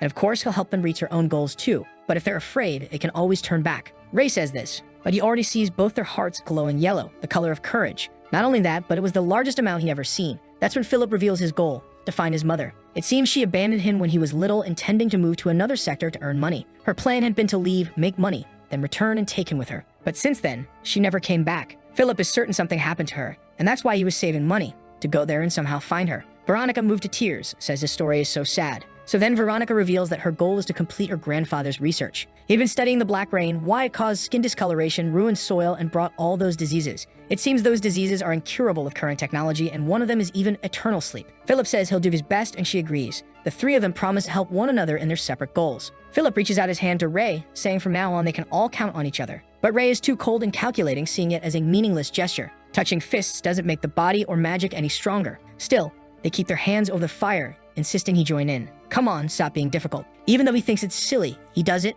and the two of them smile. But their smiles quickly fade when they realize this must be what Ray meant about risking their lives. They were being chased. No, worse, they were heading straight toward a herd of stone elk. Next chapter, they've already been traveling for 7 days. The protagonist corrects them, actually 9, and they've lost count. He tells them not to worry. It took 10 days to go from sector 50 to 49, so they should be close. That's when Philip looks to the side and sees a strange curtain of smoke, and as it nears, it becomes clear it's a stampede of stone elk charging straight at their carriage. Veronica says she's read about these creatures. They're pretty self-explanatory. A stone elk. Thanks for the clarification. What she finds strange is that, in theory, they're supposed to be gentle creatures, and it's not migration season. Ray is certain something must be happening behind them, since the elk are charging in this direction. He knows a head-on clash is impossible, so he tells Veronica to prepare a defense, and she proves useful, raising a barrier around the carriage. Ray then floors it, fast and furious style, plowing straight through the herd. The elk stomp onto the carriage, hammering their hooves against the barrier, while Veronica struggles to hold it up. But Ray sees it clearly won't last, so he calls out to Philip. It's time for him to learn how to drive the perfect chance. Ray jumps out, leaving poor Philip to dive for the reins, realizing the boy is insane. By then, Ray is already standing on top, staring into the horizon. Among the herd, he spots one with a blue color. And off in another direction, the ground is littered with dead elk soaked in blood. He orders Philip to head that way. But just then, the barrier begins to crack. Veronica's nose is bleeding, her mana almost drained. Ray realizes it was a mistake to force her to maintain the shield, since all she has is white mana. And now that the barrier shatters, there's only one thing left he can do. Philip yells at him to be careful as a beast charges in to crush him, when suddenly something explodes over the carriage. Veronica leans out the window to check, and Ray is still standing there, untouched. He had used metallization to turn both himself and the carriage into an unstoppable ball of steel. With that, Philip says the problem is solved. They just have to keep going straight. Sometime later, they stop again. Everyone is exhausted, drained, but the protagonist steps out and walks to where several elk corpses lie. Philip asks if they caused it, and Veronica says obviously not. These creatures have extremely tough hides. No carriage collision could pierce them like that. Ray agrees. The wounds look like bullet holes. The problem was the wounds were massive. Maybe some kind of special bullet? And right then, a man appears behind them, wanting to know what these kids are doing in the desert. He switches to a friendly face, asking where the adults are. He's sure the 3 of them are not here alone. Then he gives them another look, saying they got some pretty cute faces. Get out of here, Piketty. But the protagonist is pure Chad. He doesn't care. He just wants to know how far they are from Sector 48. The man starts to say something about heading home, but out of nowhere, Ray slams his head into the ground. Even Philip is left stunned, not sure what just happened. Ray hands him a dagger and says that when he gives the signal, Philip should slit the man's throat. Damn, the boy is decisive. Philip is trembling, dagger in hand. He's never held a weapon like this before, never killed anyone. But he refuses to be a burden. He'll do what Ray told him. Suddenly, he channels his inner Deep Wet video, warning them that if anyone moves, this guy's throat will gush open. The mercenaries are confused. Turns out these desert kids were tough after all. One of them narrows his eyes, tells the boy to let the man go, asking why they're starting a fight like this. He's about to say he's interested in helping when Ray gives the signal and Philip slashes. Unbelievable. He obeyed. These kids who were just playing house yesterday are now violent on the road. Ray warns that if they lie one more time, next time their throats really will be cut. The man wonders where the hell these devilish kids came from. Then he admits fine, they never had the purest intentions anyway. He signals weapons are drawn, and he warns that they're not outnumbered here. With a single word, everyone could be torn apart. But Ray glares back, posing like it's a thumbnail shot, telling him he wants to see them try. Flames hover inches from their faces, and with that, the mercenaries back down, apologizing, admitting it was a serious crime to mess with desert kids. Ray, completely indifferent back in the carriage, says he doesn't want this turning into a giant mess. All they need to do is answer a few questions, then leave. He asks what they're doing out here. The man in front says they're just searching for something to do with a blue stag with a stone on its head. Ray orders him to explain more. The man hesitates. He doesn't understand what mages are thinking these days, but finally agrees to explain. The client is an old man from Sector 40 who runs a spring, a man known as John Greed, with greed in his name, no less. Supposedly, in his youth, he traveled through these lands and saw the stag with a stone on its forehead. The creature descended from the skies, gave him water or something like that. The story sounds ridiculous, but that's what the old man claimed. Ray believes it since he can tell whether the man is lying and asks where this client can be found. The mercenary hesitates. He's not supposed to leak client information. Then he says the man is very hard to meet in person. But Ray stares him down, and when the mercenary mutters 42, the dagger slices his cheek. Ray warns him not to lie. The man is shaken. It feels like this boy always knows when he's lying. He's lived his whole life as a mercenary, usually able to talk his way out of anything. But this time, nothing works. Finally, he admits, Sector 48 at the Gallet Hotel. That's where the client can be found.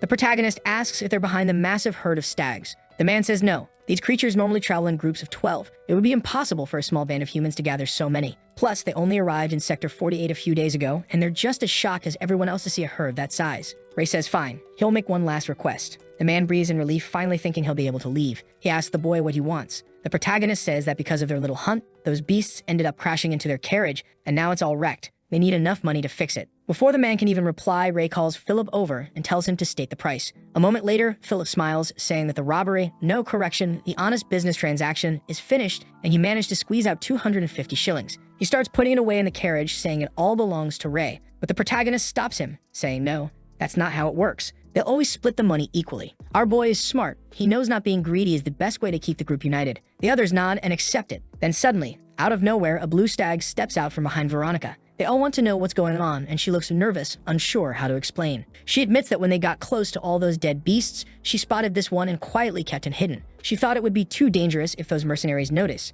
so she decided to keep it from everyone. Ray asks if she's really planning to bring it with them. She says yes. Fran would die alone if they abandoned him. He had no hurt anymore, so of course he's coming with them. Philip is confused, asking how the beast already has a name and how she knows it's male. She says she's certain it's a male because he listens to her. Clearly, this girl is trained. Philip hesitates, then asks Ray if he thinks it's right to bring the creature along. The protagonist remembers how, when he climbed onto the carriage earlier, he saw that blue one that almost seemed like a familiar. It also lined up with the story those mercenaries told, so obviously they're taking it. The next day, they finally arrive in Sector 48. Fran is asleep in the carriage while the group walks through the streets, when suddenly, someone appears behind them. The city gang shows up, asking if they've got a minute to chat, demanding to know who gave them permission to walk on this territory. One glare from Ray, and in the very next panel, the gang is already beaten down, muttering that their leader is Renard. Ray orders them to tell their leader to meet him at the Gallet Hotel on 22nd Street. He has business to settle. The gang runs off, panicked. Veronica sighs, saying this has already happened 6 times. She wishes they just stop bothering them. Philip pauses, thinking, and then seems to get an idea. Suddenly, the 3 of them are in new clothes. His thought, if they look like nobles, at least the street punks will stop picking fights.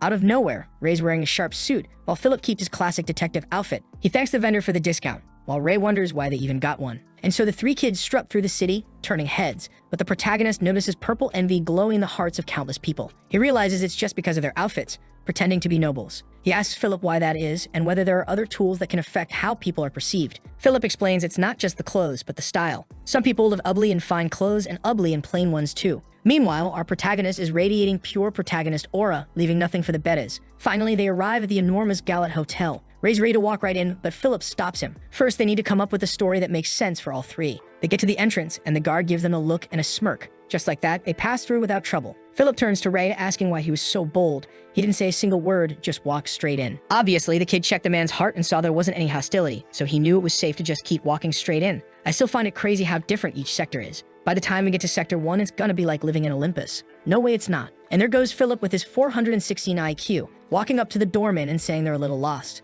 They'd stayed in this hotel recently but forgot the room number. They came to visit their grandfather. The guy asks what their grandfather's name is, and Philip says it's Mr. John Greed. Just like that, the fool at reception reveals it's room 207. They thank him and head straight there. Now we're already at the door, knocking. A man opens, demanding to know what they're doing there and warning they're in the wrong place. Philip explains they found him through the Skyle mercenary group. The man's irritated, but admits maybe they could be of help. Turns out he's not John Greed. He says the representative is busy, and they can't waste time on a bunch of kids just because they feel like it. But Ray senses Mena and can tell there are at least 4 more people inside that room. The man orders them to leave before they have to use force. Suddenly, Veronica feels a strange shift in the mana in the air. She looks to the side and sees Ray activating his spell, charging in for an attack. This boy has 0 self-control. But then someone inside says to stop. Another man steps out, welcoming the young ones, while Veronica shakes Ray, asking if he's lost his mind. The doorman then says that since the master gave permission, it's fine to let the children in, telling them to make themselves comfortable. Naturally, they immediately say they know about the animal he's been looking for. Next chapter shows that he's the water representative colonel, someone involved in water trade in Sector 40. Sitting down, John Greed starts explaining. In the past, the price of clean water was far more expensive than it is now. The poor couldn't even dream of drinking something decent. Ray asks if the water from the Elton River was already dirty back then. The man says yes, full of plastic, filth, and worse. Undrinkable. At the time when not many were left, they were nomads, people expelled from the sectors, forbidden to live in any of them. That's why they wandered the desert. When the first oasis they found dried up, they had to search for another. Obviously, with that kind of life, survival chances were slim. They were about to give up when John decided to go head alone, promising he'd find the next one first and then call for the others. His plan barely lasted a day. By nightfall, he was collapsed in the sand, starving. Then suddenly, a drop landed on his arm. Looking up, he saw a stag staring at him. Shocked, he watched as the creature descended, lifted its head, and everything began to shine. Suddenly, an oasis appeared before his eyes. It started to rain, and from that oasis, he built his water business. He worked hard, trying to sell the water as cheaply as possible, because he understood better than anyone the pain of not having anything to drink. To him, it feels like it all happened just yesterday. The problem now is that the spring has been drying up since that day. Most of the other sources that once yielded water have already been developed, and now greedier people are running the business. But he knows that's part of it. Everyone wants money. Families even turn knives on each other because of it. That's why he made the decision to leave the industry. His only wish is to see that stag once more before leaving this world, to thank it for everything it had given him. Funny thing is, his name is John Greed, but he's the kindest man around,